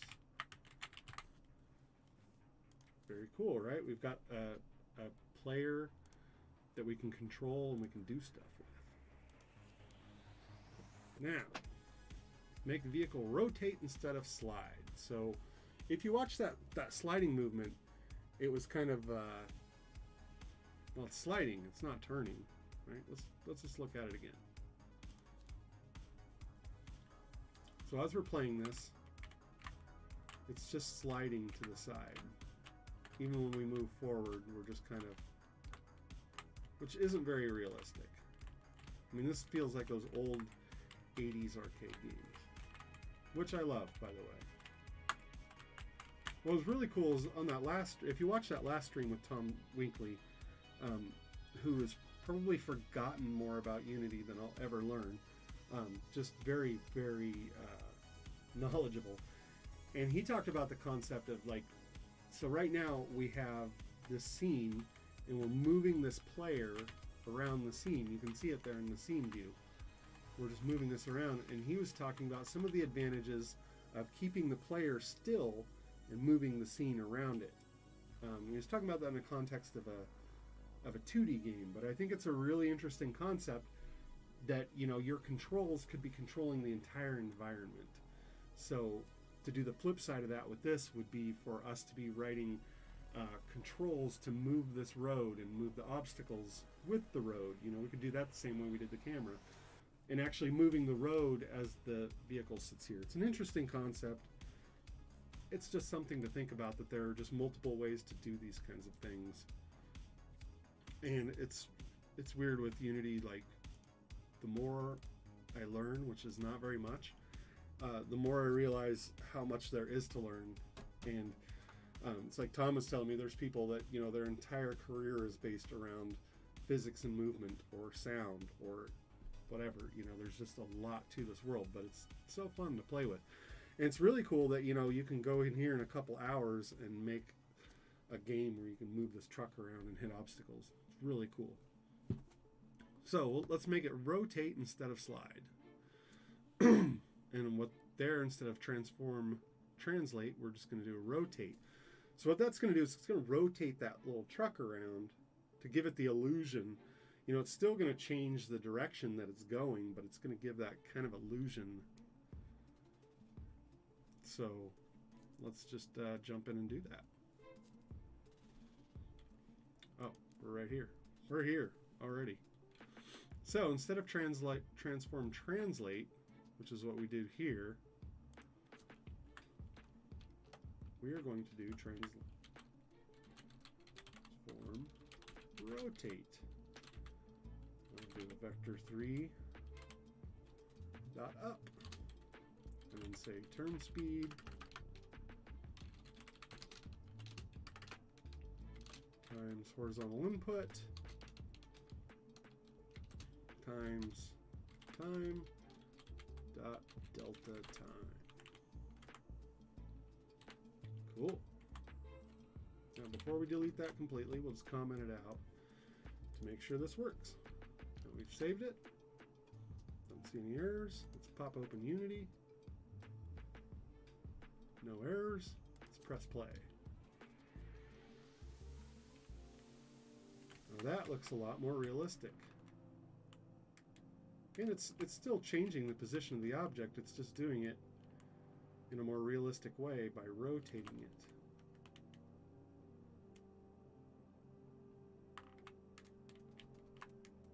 And we might even be able to turn this thing all the way around, probably.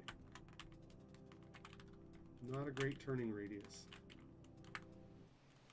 Oh, and we're off the edge. So there's a lot of things that would have to be added to this to make it like an actual video game, right? Guardrails for one, or make another flat surface it could go on. So one of the things that you might notice about racing games is the different physics involved. If I were going to make this into a full-fledged like racing game, I think instead of guardrails, I think guardrails are too easy. We would put dirt out here and put, you know, a dirt texture, and then once you hit the dirt, of course you slow down, or you get loosey-goosey, or whatever. You know, it's that's just probably what I would do if I were going to turn this into a real game. I do actually want to expand on this and build on this and add more cool stuff to it at a certain point. Let's put some obstacles in here. Now we can knock these over, but we have different obstacles that we can do here. So we have cone. Put a cone. Let's see what a cone. Let's see how a cone behaves.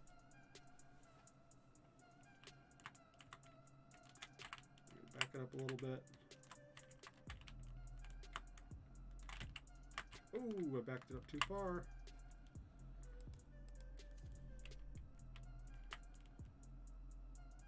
That part's... So there's something you'd want to do. You know, as you start to add realism, this is not how a normal vehicle works. Look at that. The cone doesn't move. In fact, the cone just beats this thing up. So let's try something really quick. Let's just jump in here and say...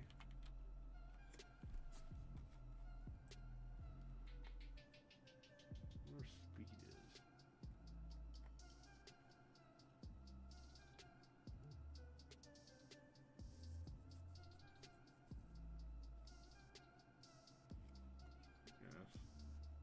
Look at something else in here really quick. I'm going to try something that I have no idea whether it's going to work or not. Because isn't that the best way to learn?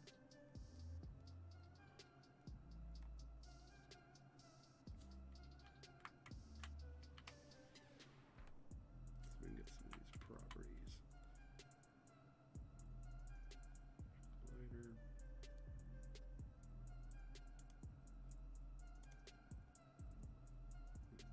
Doesn't look like that changes.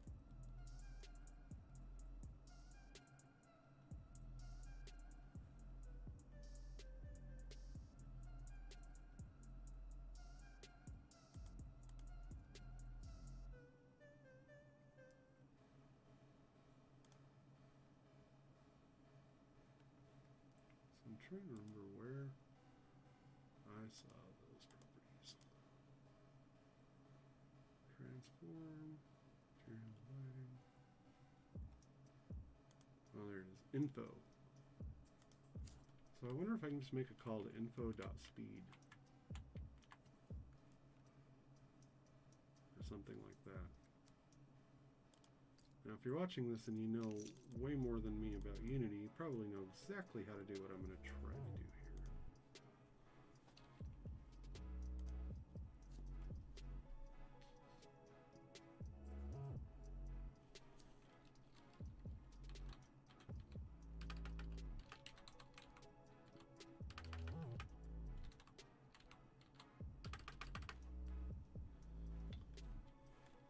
I'm going to try to get this property in software.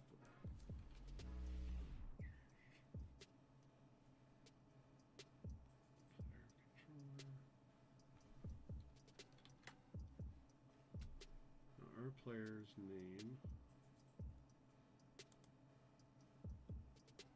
is circle.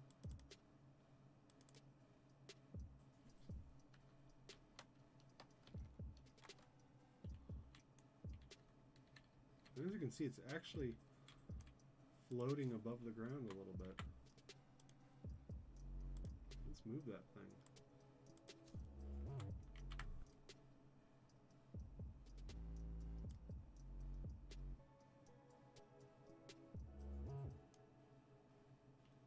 There we go.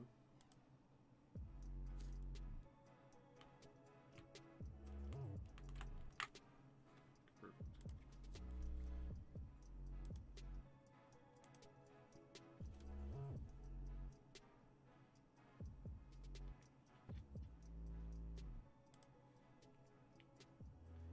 Get component rigid body velocity. Yeah, that could be it. Thank you. Yeah, I'm a, like I said, very much a beginner.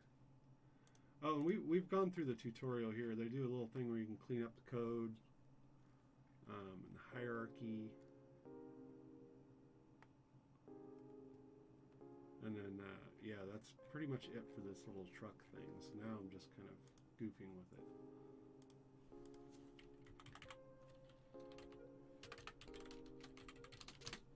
So I'm going to try this code that Alchemy's putting in here.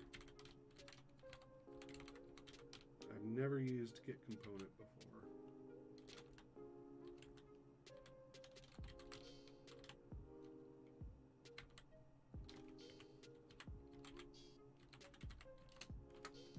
Let's see if that'll even compile. Nope.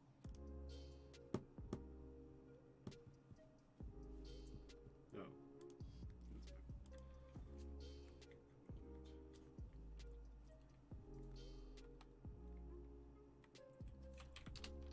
Just gonna do a bar for now. Nope. Rigid body could not be found.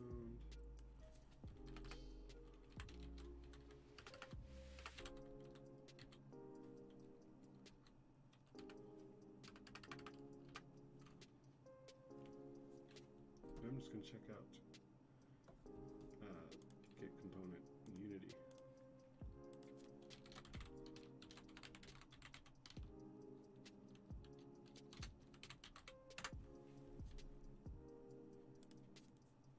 Game object, get component. Type of hinge joint is hinge joint.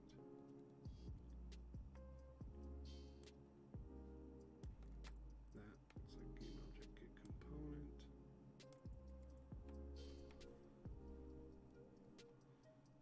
What type of components are available?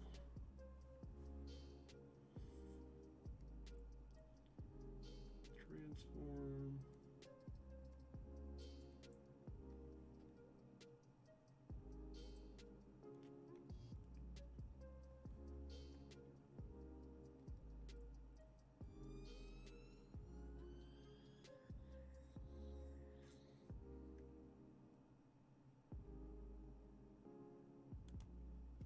Components. Might tell me. So I'll probably have to figure this one out. I'm about ready to wrap this up anyway. I'm gonna have to figure this out before I do it, and we'll do a part 2 of this stream where we do some more messing with this little truck.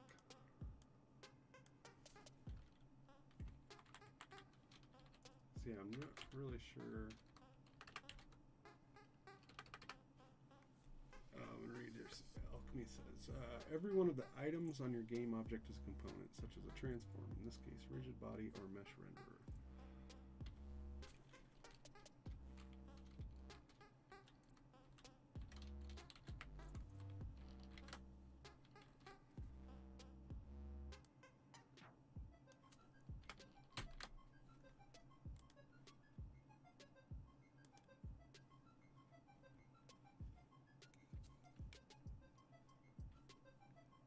Well, I think this is a float.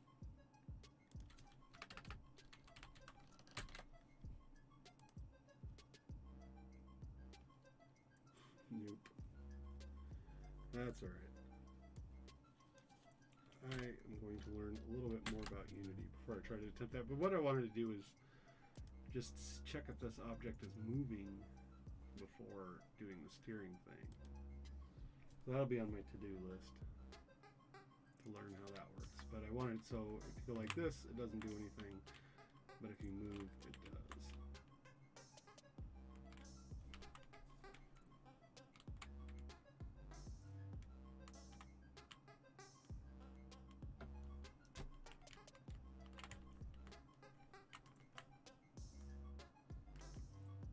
But this is what we were able to accomplish with this tutorial. This took me a couple hours to do this originally.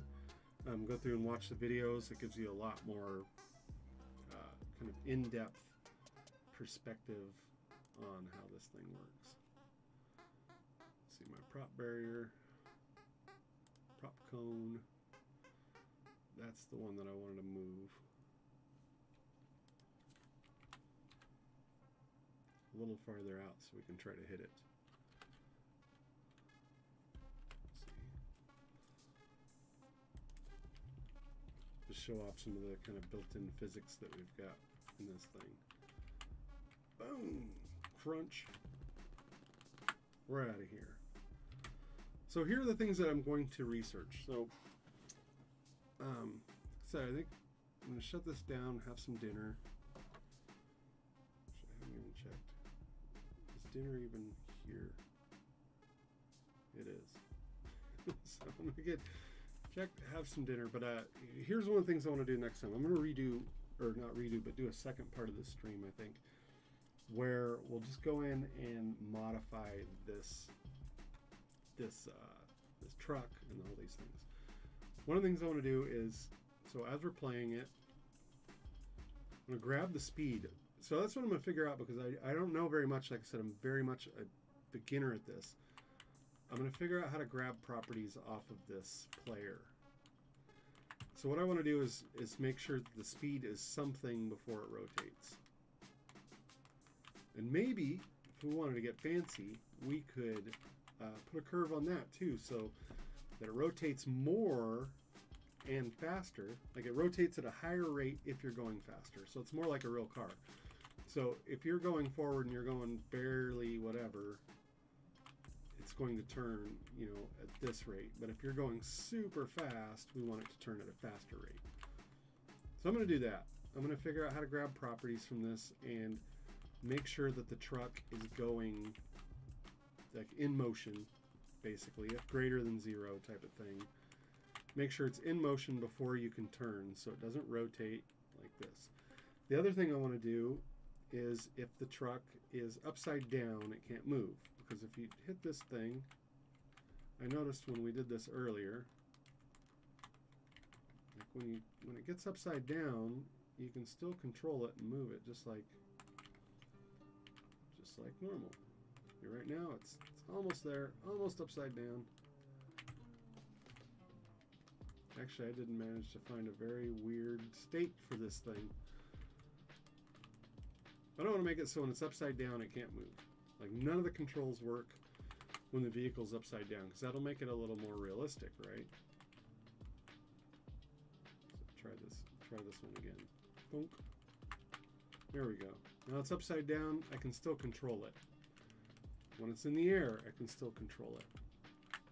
So I would like to be able to suspend those controls. And I'll just put this in the notes.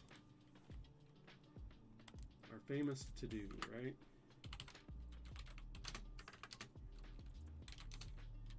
No steering without motion. Now I just said if greater than 0. You can only do it if greater than 0, and then I forgot about reverse, right? So it's probably going to be if equal to 0, no turning. Because if we're in reverse, it's going to be negative value. Another to-do.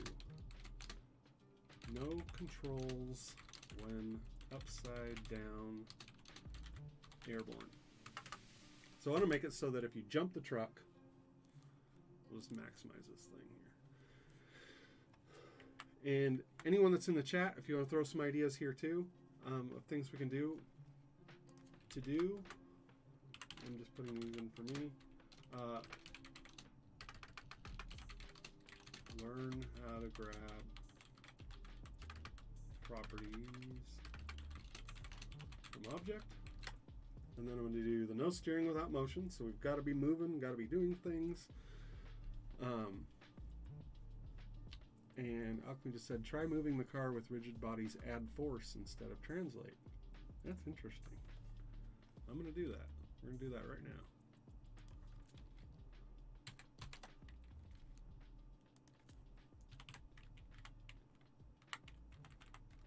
Is it the same parameters, I guess would be the question. Only one way to find out. Add force. Nope. Let's see what I did wrong. Transform does not contain a definition for add force.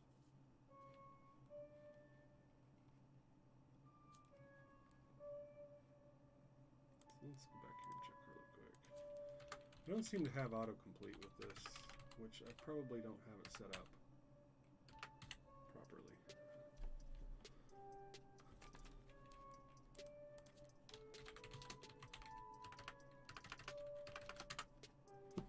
Two lines of code. All right, I'm willing to try it.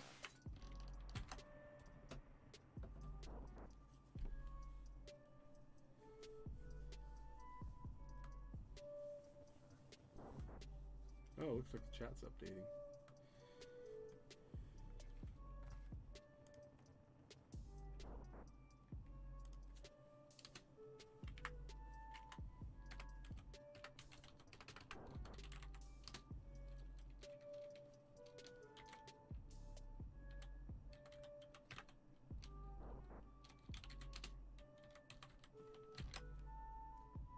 Actually, we'll put a...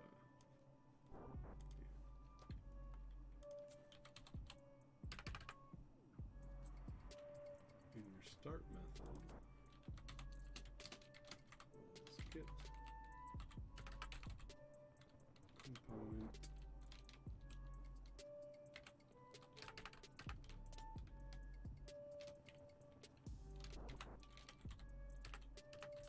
rigid body.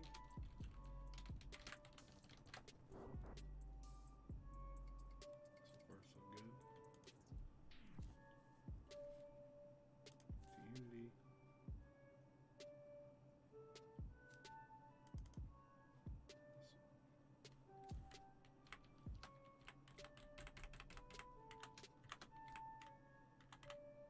Actually, that is the one I wanted to keep. This one we'll get rid of. Setting RB.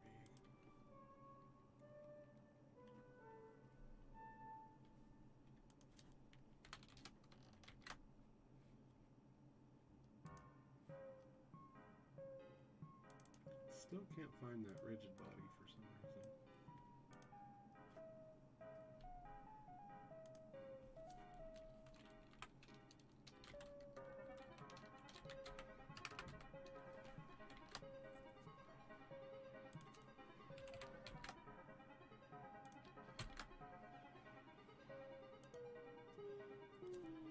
Maybe I'm not including something.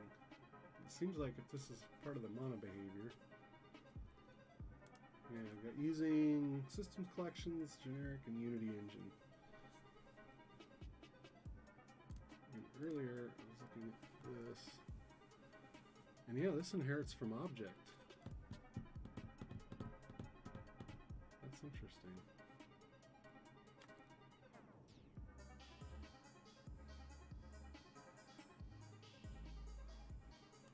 Attached to a game object.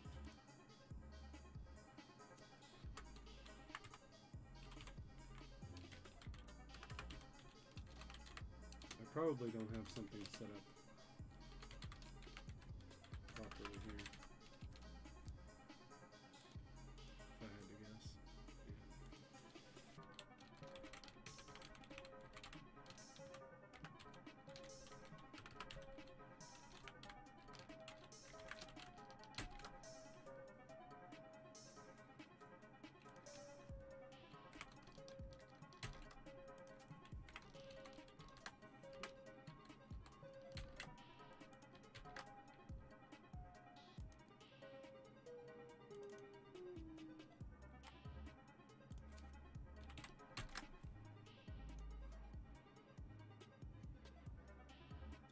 go. Yep, you're right. Lowercase b.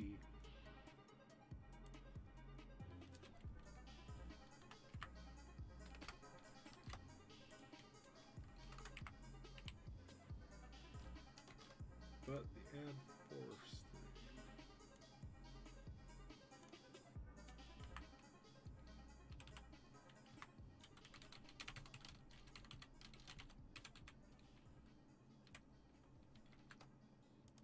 No. Oh, there we go.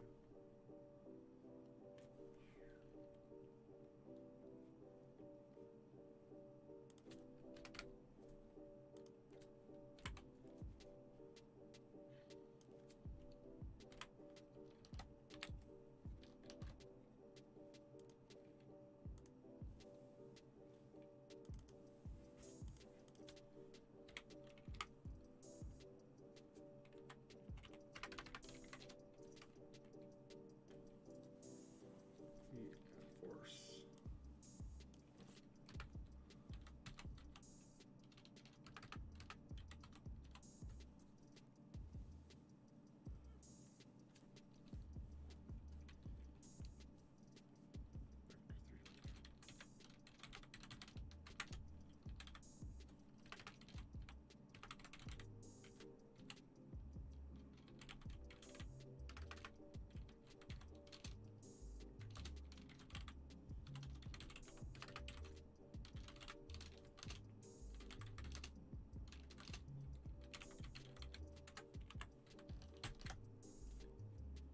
See if that barks at me.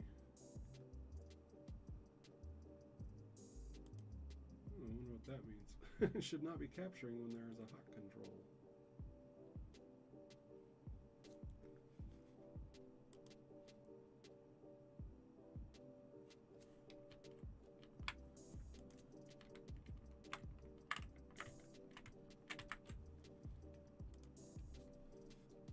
Alright, I'm missing something in here.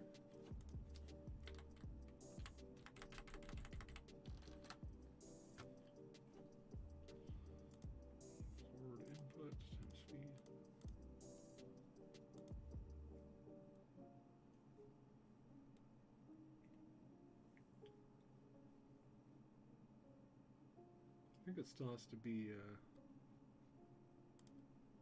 oh, increase your speed variable because now mass is taken into consideration. Ah.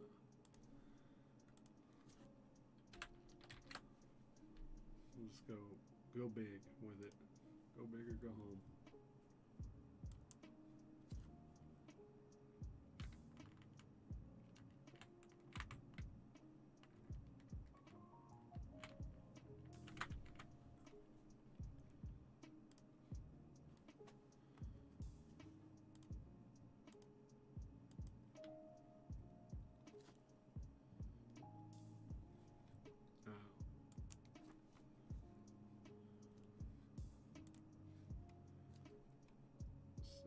Here we want the vehicle mass 100 drag.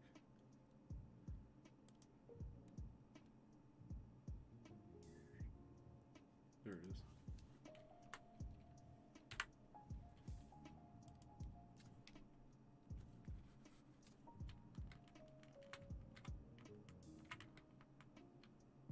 Looks like our forward input is 1.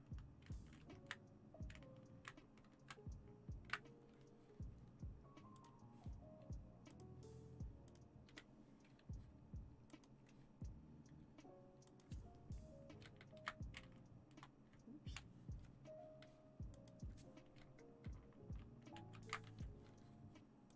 Yeah, we'll go way high with it. Vehicle. Script 10,000.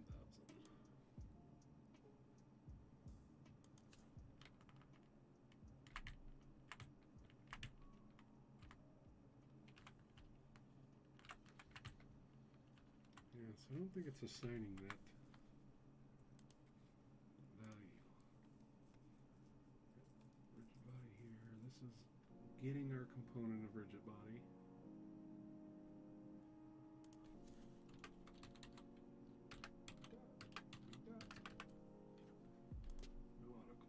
Time to...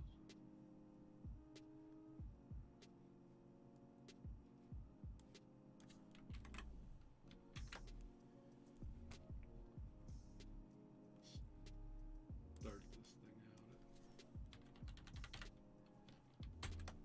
10,000. Forward input at 400 force.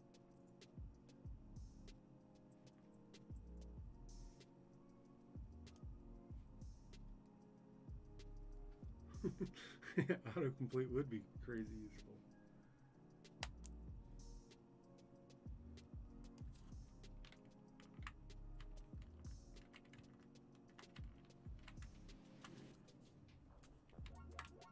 My inputs are coming in.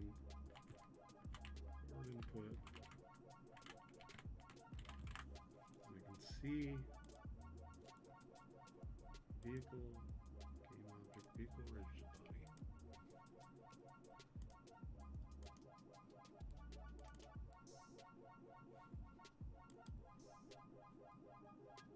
Maybe that's it.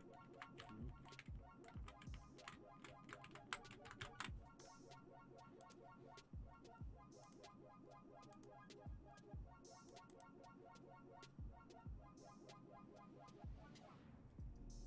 Remove mesh collider and add a box collider instead.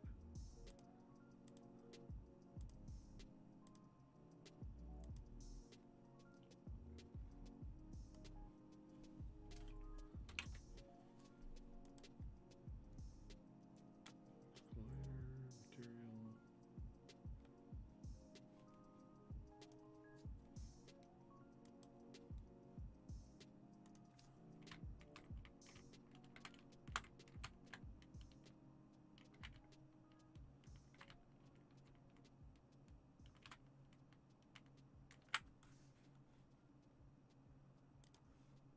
Interesting.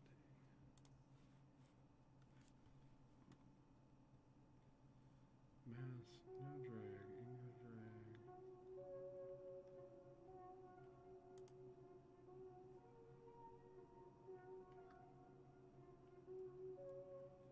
Box collider.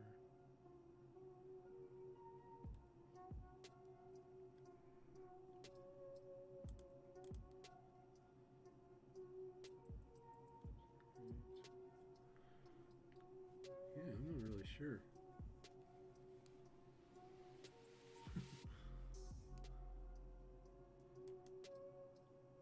And I kind of want to drag this project onto my laptop and see if it's maybe a setup thing. Like I said, I just installed Unity, just set it up, but I haven't really done anything with it. So, yeah, I'm going to research this a little bit more.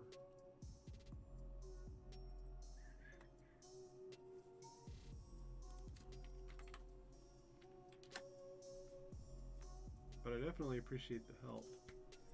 And like I said, I'm going to do a part 2 of this. I'm going to do some studying and remove vector 3 forward.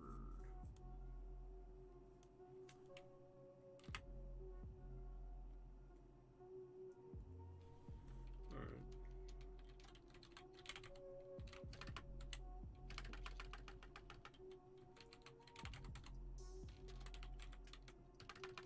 Transform that forward.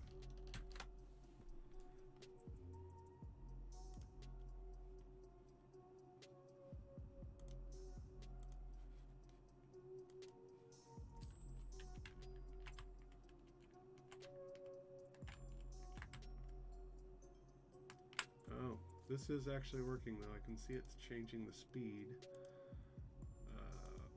Just like you're saying, this needs to go way up.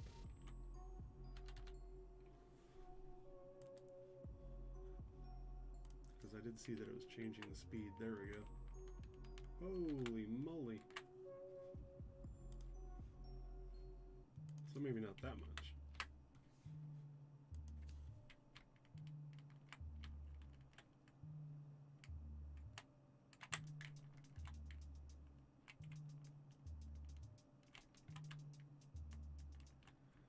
So this does behave quite differently.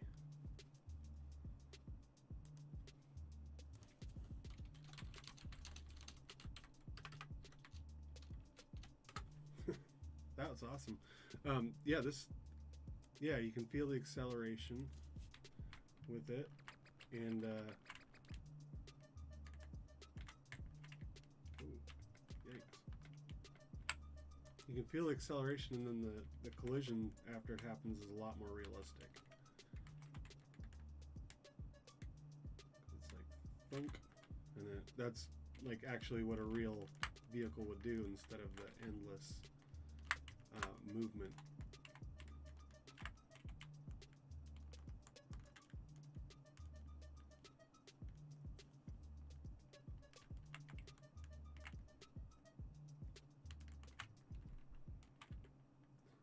What is air control?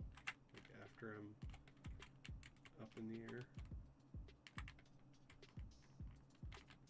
Oh, but it's still got a lot of mass. It's kind of behaving like a heavy object. But look at that, I can almost recover it. Oh. Nope, it's gone. I'm going to change that offset on this.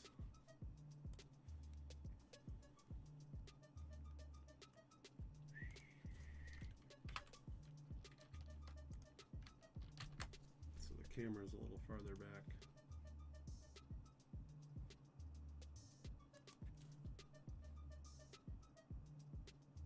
There we go.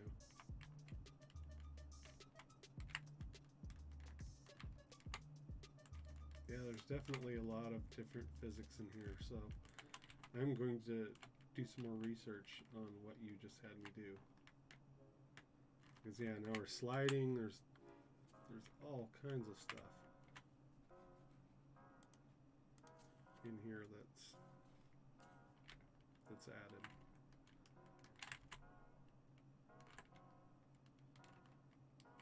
Like, yeah, 'cause it's sliding. It's just much more realistic.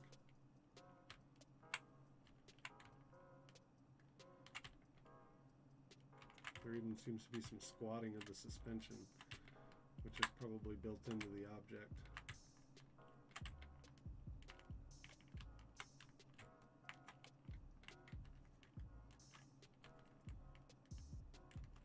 Oh, we can still control it. Well, you can control front and back, but no. Interesting.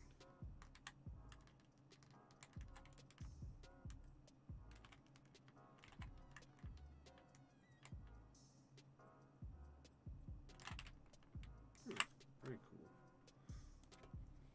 And I did have to put that speed up pretty high. Let's see what happens when we double it. See if this makes it like out of control.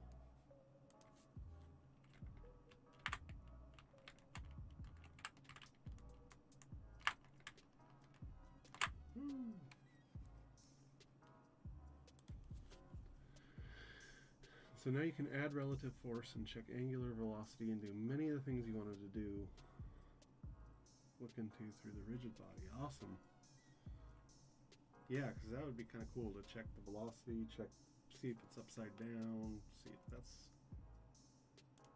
So that is through this one. Very cool. Thank you very much for that help. That's awesome. We're going through the rigid body and checking that out. So I'm going to save this for the next stream. Like I said, I'm going to autocomplete would be huge. Yeah, it's been messing with me, you know, like, because I don't know Unity that well. Not well enough to just spin off the top of my head, so it's like that click, nope, nothing coming up. But I'll get that figured out for sure, because that's been super helpful in the past. So for everyone watching, thank you so much for the help, Alchemy, if I'm pronouncing that properly. For everybody watching, what I did was go to this junior programmer pathway on Unity Learn, so it's learn.unity.com. And this is like the very first very first mission here. As it says, junior programmer. It's got some missions. There's another one with a plane that starts up next. This is just that very first mission. And it's cool. It's free. Just sign up for a Unity account.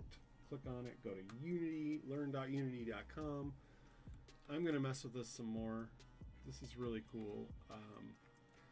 And if you enjoyed this stream and you enjoyed the content, then let me know. You know, follow me on Twitch, follow me on whatever, and just say, hey, you know, bug me. When are you going to do more Unity stuff? Because I am going to do more Unity stuff. I am going to stick with the C# and Go content, a little bit of Linux content and stuff that I have planned. I want to do some Go backend stuff that I'm putting together, but Unity is still very much on my radar and something that I want to do for fun.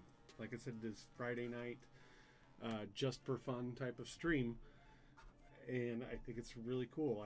I got into it for work, for a show that we did, and just got totally hooked. And now I want to play around, mess around.